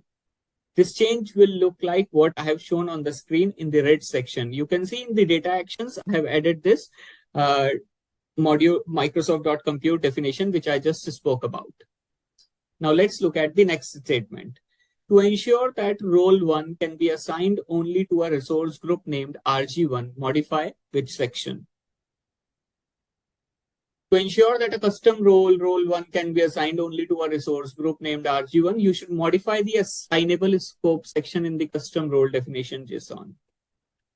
At the moment, scope is set to everything in the listed subscription, so you would modify it to resource group level, something like I have shown on the screen in red section. You will append resource group there, and then you will drill it down to the resource group that you want to apply. Earlier, it was applied at the subscription level, which means it was applicable to everything which was within that subscription. But now you have reduced the scope. You have done an implicit assignment of the role. Let's look at next question. You have an Azure subscription that contains a virtual machine named VM1 and an Azure Key Vault named KB1. You need to configure encryption for VM1. The solution must meet the following requirements. Now the requirements are: maintain encryption if VM1 is downloaded from Azure, encrypt both the operating system disk and the data disks, store and use the encryption key in KB1. Which encryption methods should you use? Your options are Azure Disk Encryption, Customer Managed Keys, Confidential Disk Encryption, Encryption at Host. You should use Azure Disk Encryption to meet the specified requirements. Azure Disk Encryption is the appropriate encryption method that allows you to encrypt both the operating system disk and data disks of a virtual machine, while also storing and using the encryption key in Azure Key Vault, which is the requirement in this question. It covers all the three requirements. The solution ensures that the VM disks are encrypted and the encryption keys are securely stored in a Azure Key Vault. Additionally, the encryption remains intact if the virtual machine is downloaded from Azure, making it a suitable choice for this scenario. Question number 132 of the series. You have an Azure subscription that contains a storage account named Storage1. Subscription 1 is linked to an Azure AD tenant named contoso.com that syncs to an on-premise Active Directory domain. The domain contains the security principles shown in the following table. Now, the principles are pretty straightforward. You have a user named user1. You have a computer named computer1. In Azure AD, you create a user named user2. Storage accounts contain a file share named share1 and has the following configurations. The kind is defined as storage v2, and you can see in the properties, the Azure files identity based authentication is being used. Directory services option is defined as AD, and the Active Directory properties are defined as domain name, NetBIOS domain name, and forest name are all contoso.com. Let's now look at the next part of the question, which will be based on this exhibit. For each of the following statements, select yes if the statement is true, otherwise select no. First statement is you can assign the storage file data SMB share reader role to computer 1 for share 1. No, this is incorrect. You cannot do that. Next statement is you can assign the storage file data SMB share contributor role to user 1 for share 1. Yes, this statement is correct and you should be able to do it.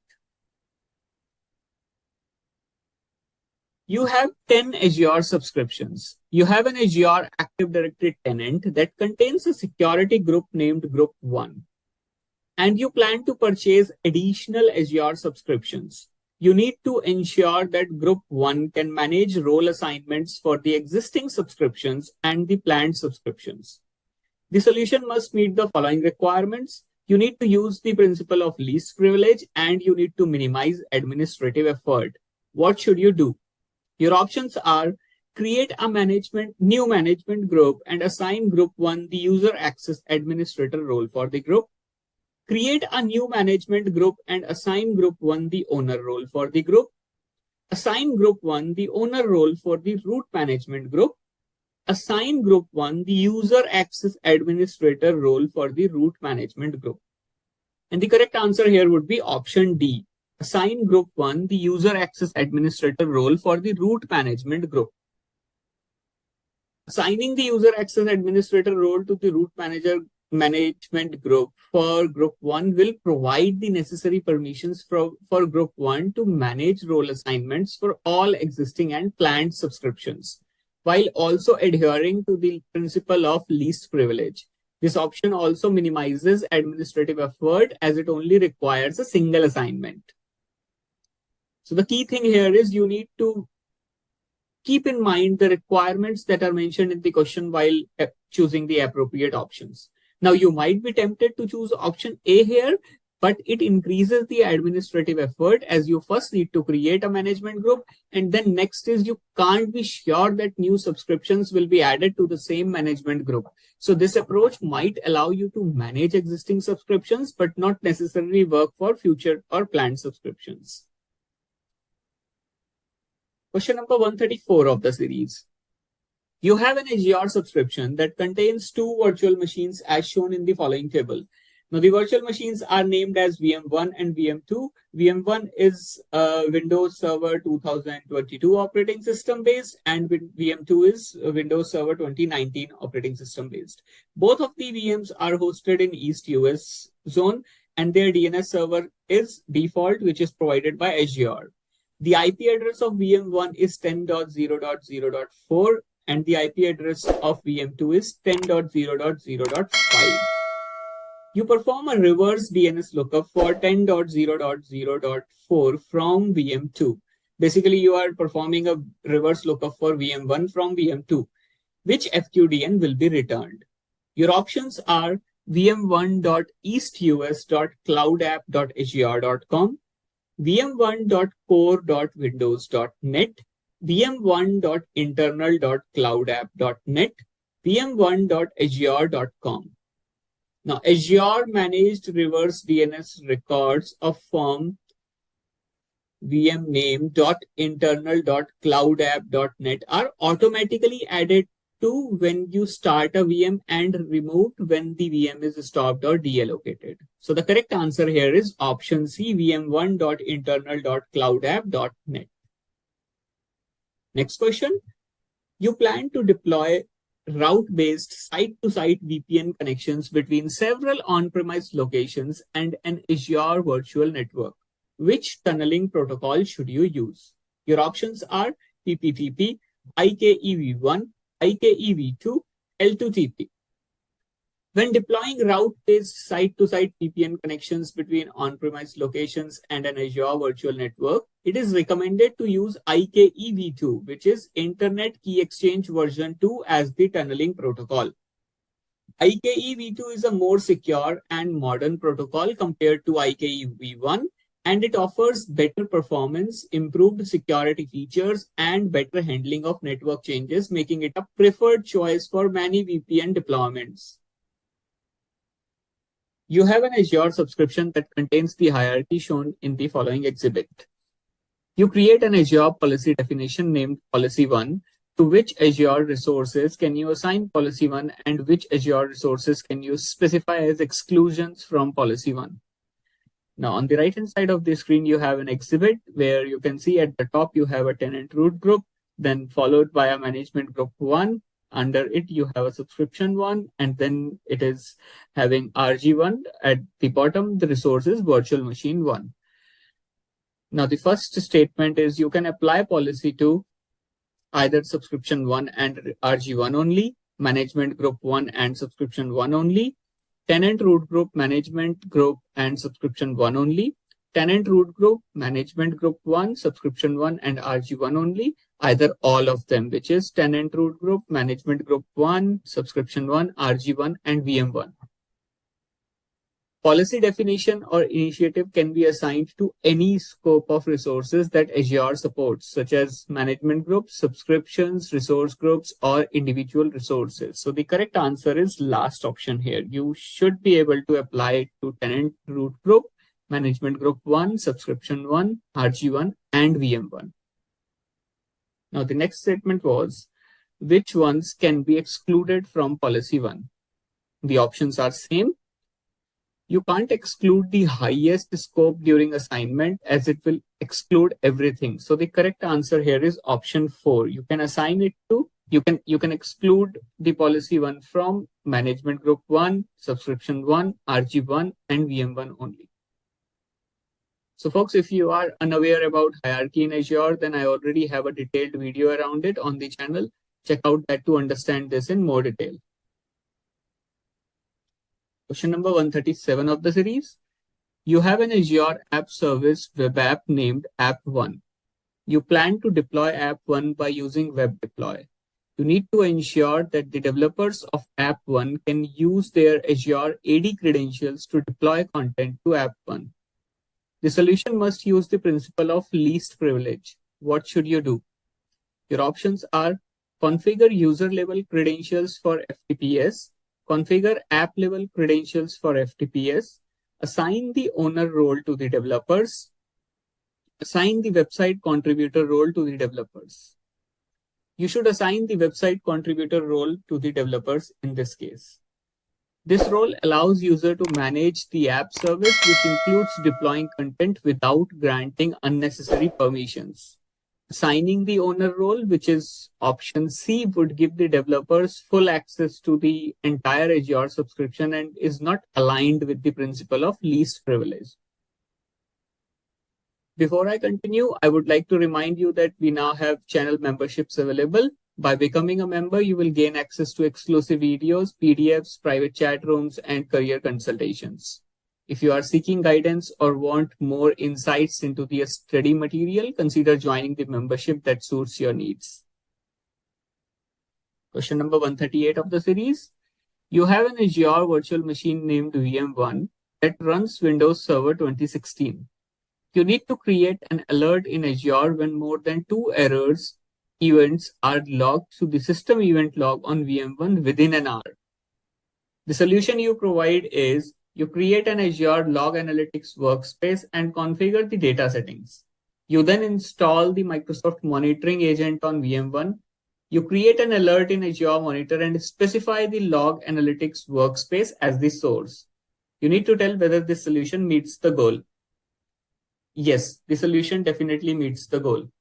This is how you should create an alert for this scenario. Next question. You have an Azure subscription that contains a storage account named Storage1. You plan to use conditions when assigning role-based access control roles to Storage1. Which of the following Storage1 services support conditions when assigning roles? Your options are queues, file shares, containers, tables, file shares and tables only, containers and queues only. Currently, conditions can be added to built-in or custom role assignments that have blob storage or queue storage data actions. So the correct answer is option F, containers and queues only. You have an Azure subscription named Subscription 1 that contains the quotas shown in the following table. Now the quotas are standard BS family virtual CPUs, standard D family virtual CPUs. Both of them are hosted in East Europe location and are assigned a quota of 20 virtual CPUs. The total regional CPUs of East Europe are also defined as 20 virtual CPUs. You deploy virtual machines to subscription 1 as shown in the following table. Now you have deployed 2 virtual machines with the name of VM1 and VM2. Both are of size standard B2MS and standard B16MS. They are consuming 2 and 16 virtual CPUs respectively. Both of them again are hosted in East Europe region. For one of them, which is VM1, the status is running, and for VM2, the status is stopped deallocated. Now you plan to deploy the virtual machines shown in the following table. Basically, you are planning to deploy 3 more virtual machines, and the CPU requirements for them is 1, 4, and 16. Now the questions that you'll see now will be based on virtual CPUs and whether you can deploy these 3 VMs being talked about here or not. The key thing to note here is for East Europe region, you have a quota of 20 virtual CPUs. So that's the maximum virtual CPUs you can consume at a given time. Let's now look at the statements. Your first statement is you can deploy VM3 to East Europe. VM1 is planned to use 1 virtual CPU, which when combined with VM1 and VM2 will add to 19 virtual CPUs, which is less than the limit of 20 CPUs, so you can deploy it. The next statement is you can deploy VM4 to East Europe. VM4, as per the table, is going to consume 4 virtual CPUs. So it will equate to a total of 23 CPUs. So you cannot deploy VM4 because you can at a time only use 20 virtual CPUs. The third statement is you can deploy VM5 to East Europe. You might have noticed VM2 was in stopped deallocated state, but stopped VM will consume virtual CPU. So the state of virtual machine doesn't matter for the scope of this question. VM5 will use 16 virtual CPUs, so you can't deploy it in any case. Friends, if you are enjoying the content and finding it helpful, please consider giving this video a like and subscribing to the channel. Your support helps reach a broader audience and benefits everyone. Question number 141 of the series. You have an Azure subscription that contains the resources shown in the following table. Now the resources are, you have 2 resource groups with the name of RG1 and RG2. They are hosted in location Australia East and Australia Central. Then you have a virtual machine scale set with the name of VMSS1, which is hosted in RG2 and is in location Australia Central. Then you have 3 proximity placement groups with the name of proximity 1, 2, and 3. They are using either RG1 or RG2, and they are hosted in Australia Central and Australia East respectively. You need to configure a proximity placement group for VMSS1, which is virtual machine scale set. Which proximity placement groups should you use? Your options are proximity 1 only, proximity 2 only, proximity 1 and proximity 3 only, or all of them, which is proximity 1, 2, and 3. Proximity placement group should be in same region as the resource. So the correct answer here is option B, proximity 2 only, as virtual machine scale set and proximity 2 are both hosted in Australia Central region. Let's look at next question. You have an Azure subscription that contains an Azure file share. You have an on-premise server named Server 1 that runs Windows Server 2016. You plan to set up Azure file sync between Server 1 and the Azure file share. You need to prepare the subscription for the planned Azure file sync. Which 2 actions should you perform in the Azure subscription? The keyword here is Azure subscriptions. The action should be performed in the Azure subscription. The options are run server registration, create a storage sync service, install the Azure file sync agent, create a sync group. As I said, key to answer this question is to tell the activities that are performed in the subscription and not on the on-premise server. The 2 activities that will be performed in the subscription would be option B and option D. Create a storage sync service and create a sync group. Creating a storage sync service is used to manage the synchronization between your on-premise server and the Azure file share. Whereas creating a sync group involves defining the sync topology and specifying which on-premise servers and Azure file shares should be synchronized. You have an Microsoft Entra ID tenant named contoso.com that contains the users shown in the following table. Now you have 5 users with the name of user 1, 2, 3, A, and B. out of which 3 users are member type and 2 users are guest type. The member types are user 1, user 3, and user A, whereas the guest type are user 2 and user B. User 1 and user 2 are members of group 1. User A and user B are members of group B, and user 3 is not any member of any of the group. User 3 is the owner of group 1. Group 2 is a member of group 1. So there is a nesting of groups being talked about here. You configure an access review named review 1, shown in the exhibit on the next screen. On the next screen, you will have a screenshot of an exhibit of access review named review 1 that was created. And then you will have some statements. So for each of the following statements, you need to select yes if the statement is true. Otherwise, you need to select no. Now, exhibit is there on the right-hand side of your screen, and first statement is user 3 can perform an access review of user A. Now, in the previous table, you would have seen user A is a member type, and scope of this access review is guest only. So user 3 cannot perform access review of user A, and the statement is incorrect. So the next statement is user 3 can perform an access review of user B. User B is guest type and scope of this access review is guest only. So user 3 can perform access review of user B, and this statement is correct. Let's look at statement third. User 3 can perform an access review of user 1. As you could see in the table, user 1 is a member type similar to user A. And as already mentioned, this access review is scoped to guest users only. So user 3 cannot perform access review of user 1, and this statement is incorrect. So folks, while answering this question, you need to look at two aspects. One is the exhibit, which is on your screen, where you can clearly see that the scope is defined as guest user only. And other option is everyone. So if everyone was chosen, then the scope of this access review would have been to guest users and members as well.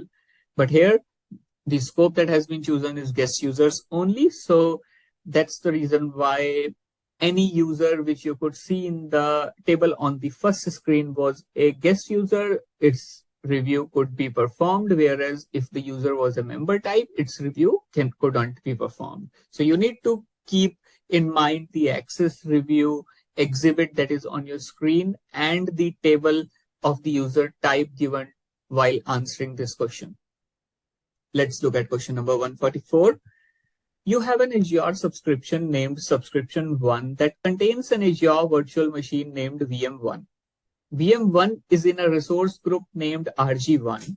VM1 runs services that will be used to deploy resources to RG1.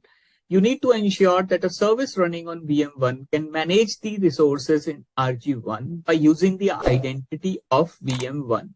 What should you do first?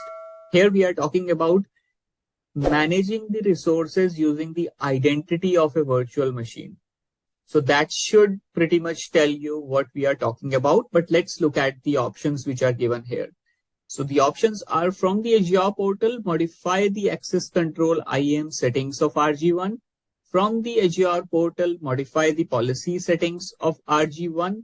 From the Azure portal, modify the managed identity settings of VM1. From the Azure portal, modify the access control settings of VM1. And the correct answer here would be from the Azure portal, modify the managed identity settings of VM1. Managed identity allows Azure resources such as virtual machines to obtain an identity that can be used to authenticate and authorize against other Azure resources. By enabling managed identity for VM, you can grant the necessary permissions to the service running on VM1 to manage resources in RG1 without exposing any sensitive credentials. So this basically enables you to perform your task seamlessly without having the need to maybe store credentials in a text file in the VM, which can obviously lead to exposure of the credentials. So whenever you are using managed identities, it enables you to do things securely, and the service can manage things automatically. Next question. You need to ensure that an Azure Active Directory user named admin1 is assigned the required role to enable traffic analytics for an Azure subscription. So folks, here in the question, you can see Azure Active Directory mentioned here. However, Microsoft has recently changed the name of Azure Active Directory, and it is known as Entra ID now. So there can be some questions where I have mentioned Azure Active Directory. There can be some questions where you will see Entra ID, but from the exam perspective, because the name has already changed, so you should be seeing the new name there, which is Entra ID. So the solution you tell is you assign the traffic manager contributor role at the subscription level to admin1. Does this solution meet the goal? You need to choose between yes or no.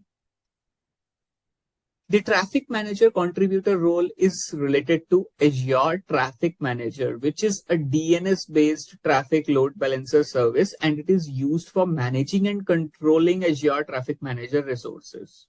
It does not provide the necessary permission to enable traffic analytics, so this is an incorrect solution. To enable traffic analytics for an Azure subscription, you typically need to assign a role related to network and monitoring capabilities. Common roles that might be relevant for enabling traffic analytics include network contributor or custom roles with the necessary permissions to work with network traffic analytics. Let's look at next question. You have two Azure virtual machines named VM1 and VM2, and you have two recovery services vaults named RSV1 and RSV2. VM2 is backed up to RSV1 and you need to back up VM2 to RSV2. What should you do first? So basically, VM2 is backed up to RSV1 at the moment, but you need to instead back it up to RSV2 going forward. So what is the step that you need to do first to achieve this requirement? Now, the options that have been given are from the RSV1 blade, click backup jobs and export the VM2 job. From the RSV2 blade, click backup. From the backup blade, select the backup for the virtual machine and then click backup. From the RSV1 blade, click backup items and stop the VM2 backup. From the VM2 blade, click disaster recovery, click replication settings, and then select RSV2 as the recovery services vault. And the correct answer here would be from the RSV1 blade, click backup items and stop the VM2 backup. Now, why you would do this? When you back up a VM to a recovery services vault, the backup is stored in that vault. You cannot have the same virtual machine backed up to two different vaults. In order to back up VM2 to RSV2, you first need to stop the backup of VM2 from RSV1. Once the backup is stopped, you can then create a new backup job for VM2 to be backed up in RSV2. That is the reason you need to first stop the VM2 backup, and then you will create a new backup job to back up VM2 to the new recovery services vault. Question number 147 of the series. You have an Azure subscription that contains the resources shown in the following table. Now you have three resources with the name of storage 1, container 1, and table 1, where storage 1 is a storage account, container 1 is a blob container, and table 1 is a storage table. You need to perform the tasks shown in the following table. Now the tasks are, the first task is you need to create a new storage account. Second task is you upload and append blob to container 1. Third task is to create a file share in storage 1. And fourth task is to add data to table 1. Now both the tables are on your screen for ease of your answering the question. And the question is, which tasks can you perform by using Azure Storage Explorer? To answer this question, you should first know what is Azure Storage Explorer. Now the options are task 1 and task 3 only, task 1, 2, and 3 only, task 1, 3, and 4 only, task 2, 3, and 4 only, and task 1, 2, 3, and 4. Azure Storage Explorer does not have the ability to create a new storage account directly. Instead, you can use Azure Storage Explorer to connect to and manage existing storage in Azure. So the correct option is option D, task 2, 3, and 4. You can upload and append blob to container, create a file share in container, and add data to table using Azure Storage Explorer. The only thing you cannot do here is create a new storage account, which is task 1. You have 3 Azure subscriptions named sub 1, sub 2, and sub 3 that are linked to an Entra ID tenant. So folks, if you don't know what is Entra ID tenant, we are talking about an Azure AD tenant. As I mentioned previously, the Azure AD has been renamed to Entra ID. The tenant contains a user named user1, a security group named group1, and a management group named MG1. User1 is a member of group 1. Sub 1 and sub 2 are members of MG1. Sub 1 contains a resource group named RG1. RG1 contains 5 Azure functions. You create the following role assignments for MG1. The role assignments are group 1 has got the reader role and user 1 has got user access administrator role. Further, you assign user 1 the virtual machine contributor role for sub 1 and sub 2. For each of the following statements, you need to select if the statement is true, otherwise you need to select no. And the first statement is user 1 can assign the owner role for RG1. As a user access administrator for MG1, user 1 can manage access to all resources in the management group. This includes assigning any role, including the owner role, to any resource within MG1, which includes RG1. So the statement is correct. User 1 can assign the owner role for RG1.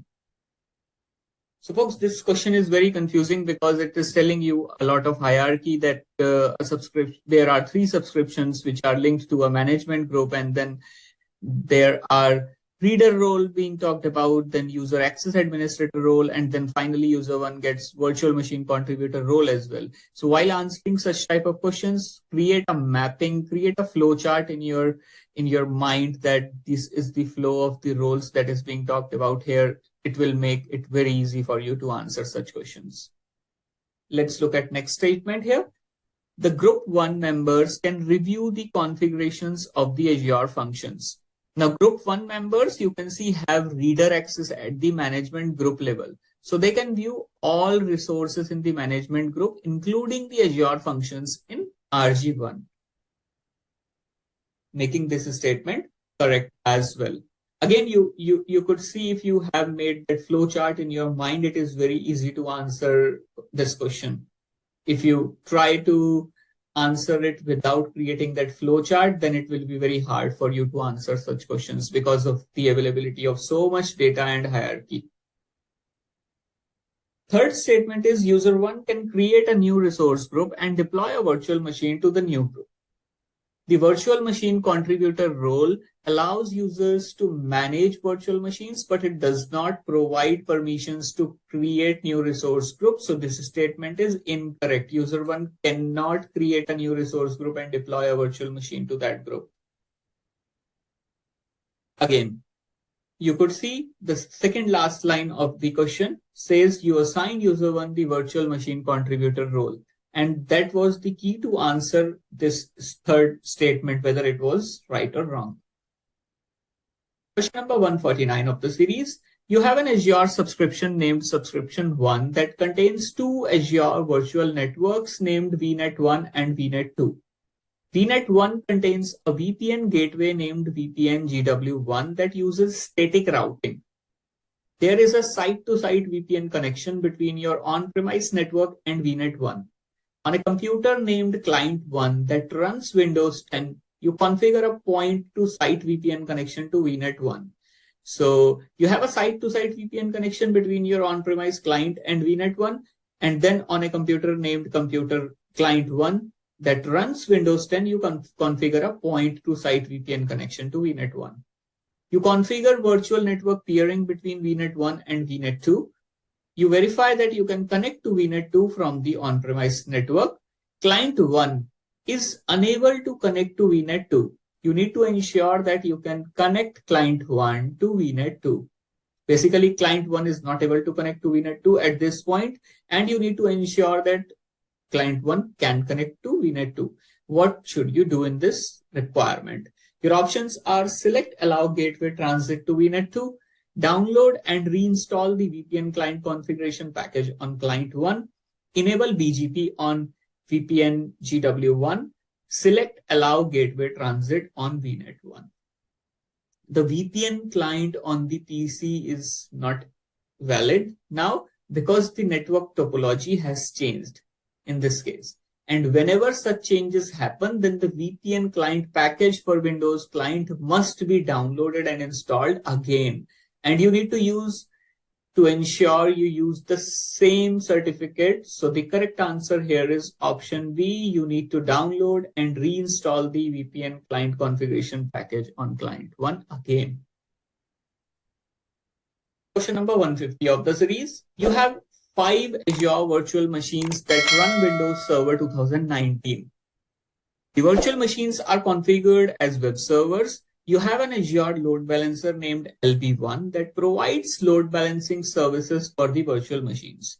You need to ensure that visitors are serviced by the same web server for each request. What should you configure? So you have 5 virtual machines behind an Azure load balancer, which they have named as LB1.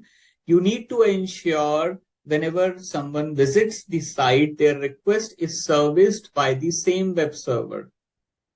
What should you configure to achieve this requirement? Your options are protocol to UDP, session persistence to client IP and protocol, floating IP to enable, session persistence to none.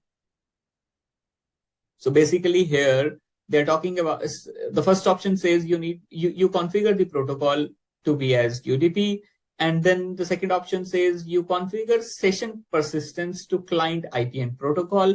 Then on third option, floating IP is getting enabled, and on the fourth option, which is again related to session persistence, you are setting it to none. To ensure that visitors are serviced by the same web server for each request, you should configure session persistence. In this scenario, you should configure session persistence to client IP and protocol. This will ensure that each visitor's requests are directed to same web server for the duration of their session based on their IP address and the protocol they are using. This configuration helps maintain session state for clients and ensures that their requests are consistently directed to the same web server, which can be important for maintaining user sessions and providing a consistent experience. You have an Azure subscription named Sub1 that contains the resources shown in the following table. Your table shows 3 resources named MG1, which is management group type, RG1, which is resource group type, and VM1, which is virtual machine type. You create a user named admin1. To what can you add admin1 as a co-administrator? Your options are RG1, MG1, Sub1, or VM1. The co-administrator can only be assigned at subscription scope. So the correct answer here is option C, Sub1. Question number 152 of the series. You have a Microsoft Entra tenant that contains the groups shown in the following table. The table has 4 groups named Group 1, Group 2, Group 3, and Group 4, out of which the Group 1 and Group 2 are security type, whereas Group 3 and Group 4 are Microsoft 365 groups. And then the license assigned thing is Group 1 and Group 3 have a license assigned, and Group 2 and 4 do not have a license assigned. Now the tenant contains the users shown in the following table. Again, there are 4 users named user 1, user 2, user 3, and user 4, out of which user 1 and user 4 are not members of any group, whereas user 2 is member of group 1 and user 3 is member of group 4. Again, there is a talk about license assignment. User 1 and user 3 have a license assigned, whereas user 2 and user 4 do not have a license assigned. So folks, let's now look at the questions. Which user and groups can you delete? For users, the options are user 4 only, user 1 and user 4 only, user 2 and user 4 only, user 1, 2, 3, and 4, which means all users. And folks, you can delete all users whether a license is assigned directly or via inheritance from a group membership. So in this case, last option is correct. Now, when it comes to groups, the options are group 2 only, group 2 and group 3 only, group 2 and group 4 only, and then all groups. Groups with active license assignment cannot be deleted unlike users. So you will get an error if you try to delete them. And in this case, therefore, the correct answer is option 3, group 2 and group 4 only, because they did not have any license assigned. Let's look at next question. You have a Microsoft Entra tenant. You plan to delete multiple users by using bulk delete in the Entra Admin Center. You need to create and upload a file for the bulk delete. Which user attributes should you include in the file? Your options are the user principal name and usage location of each user only, the user principal name of each user only, the display name of each user only, the display name and usage location of each user only, the display name and user principal name of each user only. The only required value is user principal name when performing a bulk delete from Entra Admin Center. So the correct answer is the user principal name of each user only, which is option B. So folks, you can see this is a official page from Microsoft, which is guiding you through the process of bulk deletion of users in Microsoft Entra ID. So let's look at this page to confirm the validity of the answer. And when you scroll down through the steps, you can see step 5 says open the CSV file and add a line for each user you want to delete. The only required value is user principal name, and then save the file. This validates the chosen answer that the only required field is user principal name. Question number 154 of the series. You have an Azure subscription that contains a resource group named test-rg. You use test-rg to validate an Azure deployment. Test-rg contains the following resources. Again, there are 3 resources named VM1, Vault1, and VNet1. VM1 is a virtual machine, Vault1 is a recovery services vault, and VNet1 is a virtual network type. And then there is a description for VM1. It basically says VM1 is running and configured to backup to Vault1 daily. So folks, in the description, basically they are telling you what is the purpose of VM1, how it is backed up, and what is the current state. Then for Vault1, it says Vault1 includes all backups of VM1. Obviously in VM1, it was said that the VM is configured to backup on Vault1 daily, and Vault1 includes all the backups of VM1. VNet1 has a resource lock of type delete. Now you need to delete test-rg. What should you do first? Options are modify the backup configurations of VM1 and modify the resource lock type of VNet1. Remove the resource lock from VNet1 and delete all data in Vault1. Turn off VM1 and remove the resource lock from VNet1. Turn off VM1 and delete all data in Vault1. Friends, to answer this question, first thing that you should know is when you delete a resource group, all of its resources are deleted. And this resource group has a virtual network which has a delete lock. So if you try to delete resource group, it will fail due to this reason. So therefore, you first need to remove the resource lock from VNet1. And you should also know that you cannot delete Vault that contains backup data. So before you attempt to delete test-rg1, you need to remove the resource lock from VNet1 and delete all data in Vault1, which is option B. Friends, I hope you now understand why option B has been chosen as the correct choice here. But if you have any doubts, please post them in the comment section and I'll address them as soon as possible. Before we proceed forward, folks, there are a lot of questions now in the series, and if it is becoming a bit tiring for you to watch through the videos, and if you are looking to gain access to PDF version of all the videos being uploaded on the channel, do not forget to join the channel at gold tier and send me an email at devopshub2023@gmail.com to request the PDF copy. This is question number 155. You have an Azure subscription that contains the resources shown in the following table.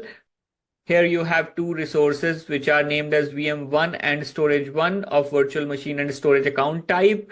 VM1 is hosted in East US location, whereas Storage1 is hosted in West US location. You need to ensure that data transfers between Storage1 and VM1 do not traverse the internet. What should you configure for Storage1? Your options are data protection, a private endpoint, public network access in the firewalls and virtual network settings, a shared access signature, which is SAS. To ensure that all the traffic from VM1 to Storage1 travels across the Microsoft backbone network without going out to the public network, you should use private endpoint. So folks, let's now again look at the Microsoft documentation to confirm the validity of the answer. I am on the link which is there on the video on your screen as well now. You can see you can use private endpoints for your Azure storage accounts to allow clients on a virtual network to securely access data over a private link. The private endpoint uses a separate IP address from the VNet address space for each storage account service. Network traffic between the clients on the VNet and the storage account traverses over the VNet and a private link on the Microsoft backbone network, eliminating exposure from the public internet. Folks, I hope now you understand why private endpoint was chosen as a correct answer in this case. This is question number 156 of the series. You have an Azure subscription. You plan to create a role definition to meet the following requirements, and your requirements are: users must be able to view the configuration data of a storage account. Users must be able to perform all actions on a virtual network. The solution must use the principle of least privilege. What should you include in the role definition for each of the below mentioned requirements? Again, the first requirement is perform all actions on a virtual network, and the three options are Microsoft.network/virtual network/star, Microsoft.network/virtual network/delete, Microsoft.network/virtual network/write. First option includes a star asterisk at the end, which means it will give all access, and that's what is needed here, making it the correct choice. This permission grants user the ability to perform all operations on a virtual network, including creating, updating, deleting, and viewing. Now, the next requirement was view the configuration data of a storage account. And your options are Microsoft.storage/storage account/star, Microsoft.storage/storage account/read, Microsoft.storage/storage account/blob services/containers/blob/read. The requirement is view the configuration data of a storage account, and you also need to fulfill the requirement that the solution must use the principle of least privilege. So for this requirement, you should include second option in the role definition, which is Microsoft.storage/storage account/read. If you would have included first option, it would have still fulfilled the requirement, because if you are giving all the permission, you are obviously giving it the permission to view the configuration data of a storage account. But one of the main requirement which is mentioned at the top of the page is the solution must use the principle of least privileges. That is the reason we have chosen second option here. This permission allows users to view the properties and configuration data of a storage account without granting them permissions to modify or delete the storage account. Next question. You have an Azure virtual machine named VM1 and an Azure key vault named Vault1. On VM1, you plan to configure Azure disk encryption to use a key encryption key. You need to prepare Vault1 for Azure disk encryption. which two actions should you perform on Vault 1? And your options are: select Azure virtual machines for deployment, create a new key, create a new secret, configure a key rotation policy, select Azure disk encryption for volume encryption. And folks, the correct answers here are: create a new key and select Azure disk encryption for volume encryption. Folks, let's again look at this official Microsoft page, which tells you to create and configure a key vault for Azure disk encryption on a Windows VM to validate the correctness of the answers chosen. So as you can see here, it is said you may also, if you wish, generate or import a key encryption key. That is why option B has been chosen as the correct answer. And now let's scroll further and see the validity of the other chosen options. Now you can see in this steps under enable access to, select the box labeled Azure disk encryption for volume encryption, which is option E. Folks, the interesting thing here is it says select Azure virtual machine for deployment and or Azure resource manager for template deployment if needed. This option is there in the options, but it is an optional field. As you can see, it is mentioned if needed. That is the reason why I have not chosen option A in the correct list of options. And if we scroll down, let's confirm why configure a key rotation policy is not really needed. Okay, so here you can see in the Azure disk encryption and auto rotation, it says although Azure Key Vault now has key auto rotation, it isn't currently compatible with Azure disk encryption. Specifically, Azure disk encryption will continue to use the original encryption key even after it has been auto rotated. That pretty much confirms that configuring a key rotation policy is not really needed. Even if you configure, it is going to use the original encryption key. However, if you are rotating an encryption key, you need to be aware that you can't disable the old encryption key because Azure disk encryption is still using it. If you disable it, your Azure disk encryption will break. You have an Azure subscription that contains a storage account named Storage 1. You need to configure a shared access signature to ensure that users can only download blobs securely by name. Which two settings should you configure? To answer, select the appropriate settings below, and you have a screenshot in which you need to select the settings which you will choose when you need to ensure that users can only download blobs securely by name. Now, in the allowed resource type, you will need to select service if you want to access all blobs within the container. However, in this case, you just need to access them by name. So you will select object. Whenever you want to access specific blob by name, you need to select object. Then in the allowed permissions, you need to select read, as that allows you to download the objects. Question number 159. You need to select an Azure storage account named Storage 1. The solution must meet the following requirements, and you have three requirements, which are: support Azure Data Lake Storage, minimize cost for infrequently accessed data, automatically replicate data to a secondary Azure region. Which three options should you configure for Storage 1? Each correct answer presents part of the solution. In this question, you need to choose three options and satisfy three requirements. So most likely each requirement will give you one correct choice. Now the first one is support Azure Data Lake Storage. And for that, your storage account needs to have a hierarchical namespace. Now the next requirement is minimize cost of infrequently accessed data. And for that, you will use cool access tier. And the third and final requirement is automatically replicate data to a secondary Azure region, which is supported by GRS, which is geo redundant storage. as it replicates data to a secondary Azure region, providing data redundancy and disaster recovery capabilities. So the correct answers are, folks, option B, C, and E to accomplish the given requirement. Question number 160. You have an Azure subscription that contains the devices shown in the following table, and now you have 4 devices named device 1, device 2, device 3, and device 4, and the platform for all devices is different. Device 1 is Windows based, device 2 is Ubuntu Linux based, device 3 is Mac OS, and device 4 is Android. On which devices can you install Azure Storage Explorer?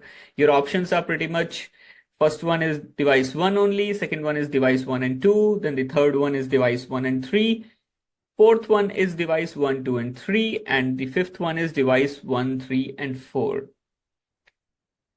And folks, the correct answer here is option D, device 1, 2, and 3 only.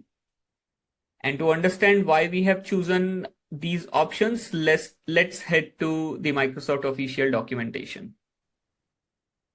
Folks, this is official Microsoft documentation page to get started with Storage Explorer. And in the overview section, you can see Microsoft Azure Storage Explorer is a standalone app that makes it easy to work with Azure storage data on Windows, Mac OS, and Linux. The reason why device 4 is not a valid choice because it was an Android-based device, whereas device 1, 2, and 3 were on a supported OS version. That's why they were chosen as the correct choice.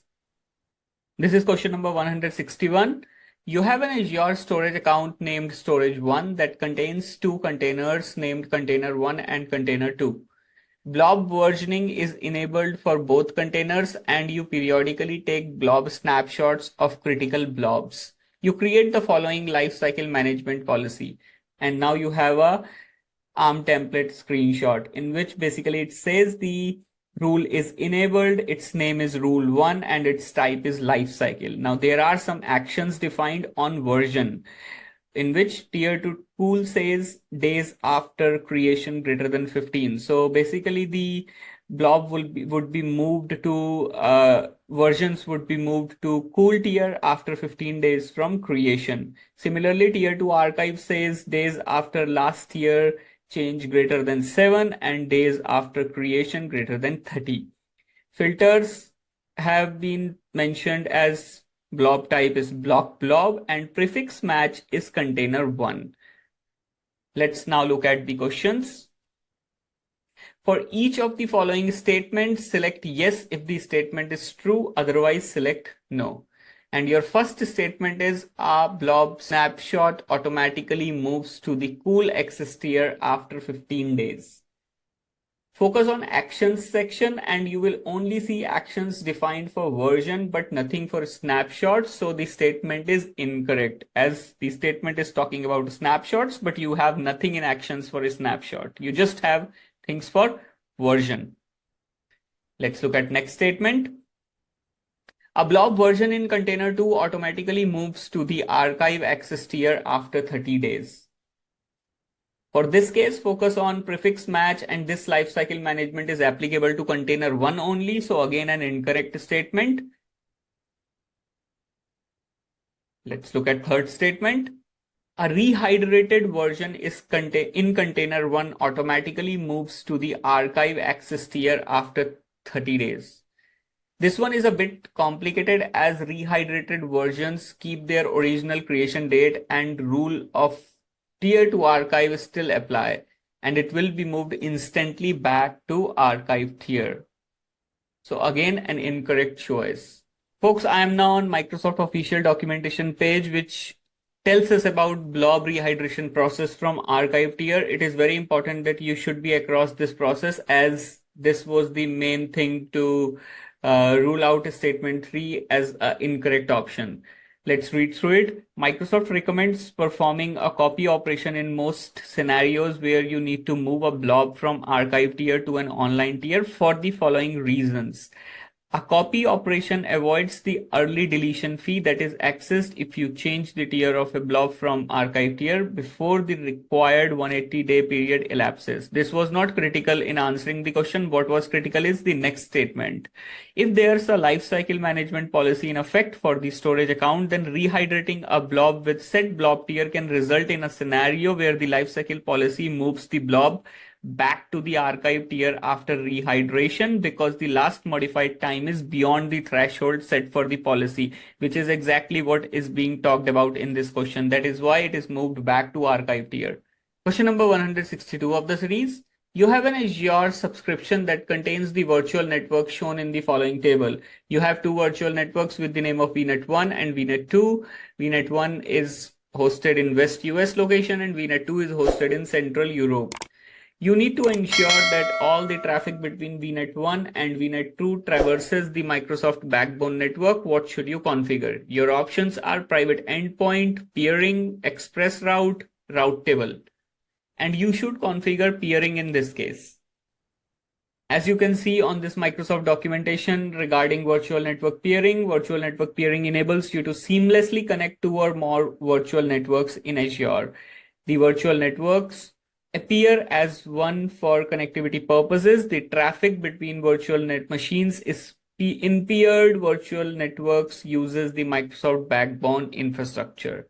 Like traffic between virtual machines in the same network, traffic is routed through Microsoft's private network only. Now, Azure supports basically two types of peering, which is virtual network peering and global virtual network peering, but we will not go into the detail of these types because they are out of the scope for this question. Now, the other options, private endpoints are used to access Azure services over a private connection. Express route is used for connecting on-prem to Azure over a dedicated private connection, and route tables are used to control the flow of network traffic within a subnet or a virtual network in Azure. You have an Azure subscription and you are creating a new Azure container instance that will have the following settings. Container name is cont1, SKU is standard, OS type is Windows, networking type is public, memory GIB is 2.5, number of CPU cores is 2. You discover that the private setting for networking type is unavailable. You need to ensure that cont1 can be configured to use private networking. Which setting should you change? Your options are memory, GIB, networking type, number of CPU cores, OS types, or SKU. In the option mentioned, it's mentioned that the networking type is currently set to public. Changing it to private will do the job. It will allow the container to use private networking instead of public networking. This change ensures that the container instance is not directly accessible from the internet and can only communicate with the private network. Folks, we are now in Azure portal and we will try to create a container and see these settings by ourselves. You can see I am in the networking settings and you get three options. Basically, you can choose networking type as public, private, or none. Public will create a public IP address for your container instance.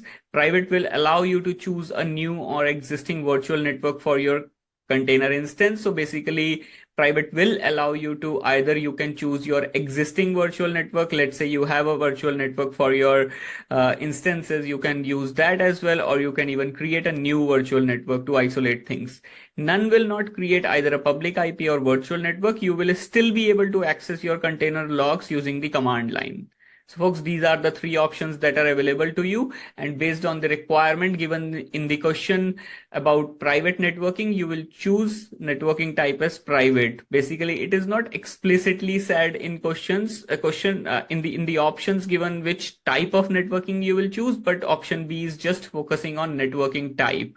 So you just need to be aware that changing the networking type will make sure that you can use private networking in this case.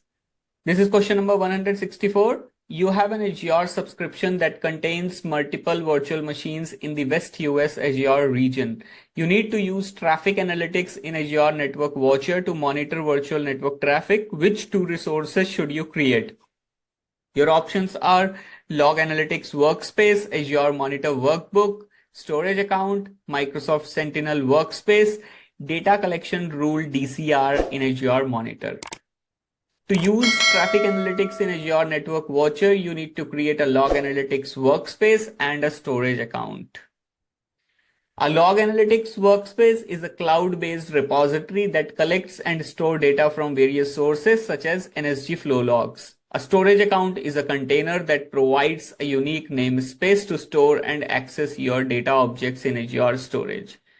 So folks, I now hope that you understand why these two options have been chosen as the correct answer. But if you still have any doubts in any of the questions in this video, please post your doubts in the comments section. Thank you for staying with us until the end of this video, folks. If you haven't looked at other parts of the series yet, then explore them as well to get the maximum benefit from our content. Link to the playlist of Azure Administrator Exam Practice Question Series is available in the description section of this video. Also, friends, if you have passed the Azure Administrator exam using our content, then feel free to tag me in your LinkedIn celebration posts and share our content in your network as well. Stay tuned for more parts in our Azure Administrator Exam Practice Question Series.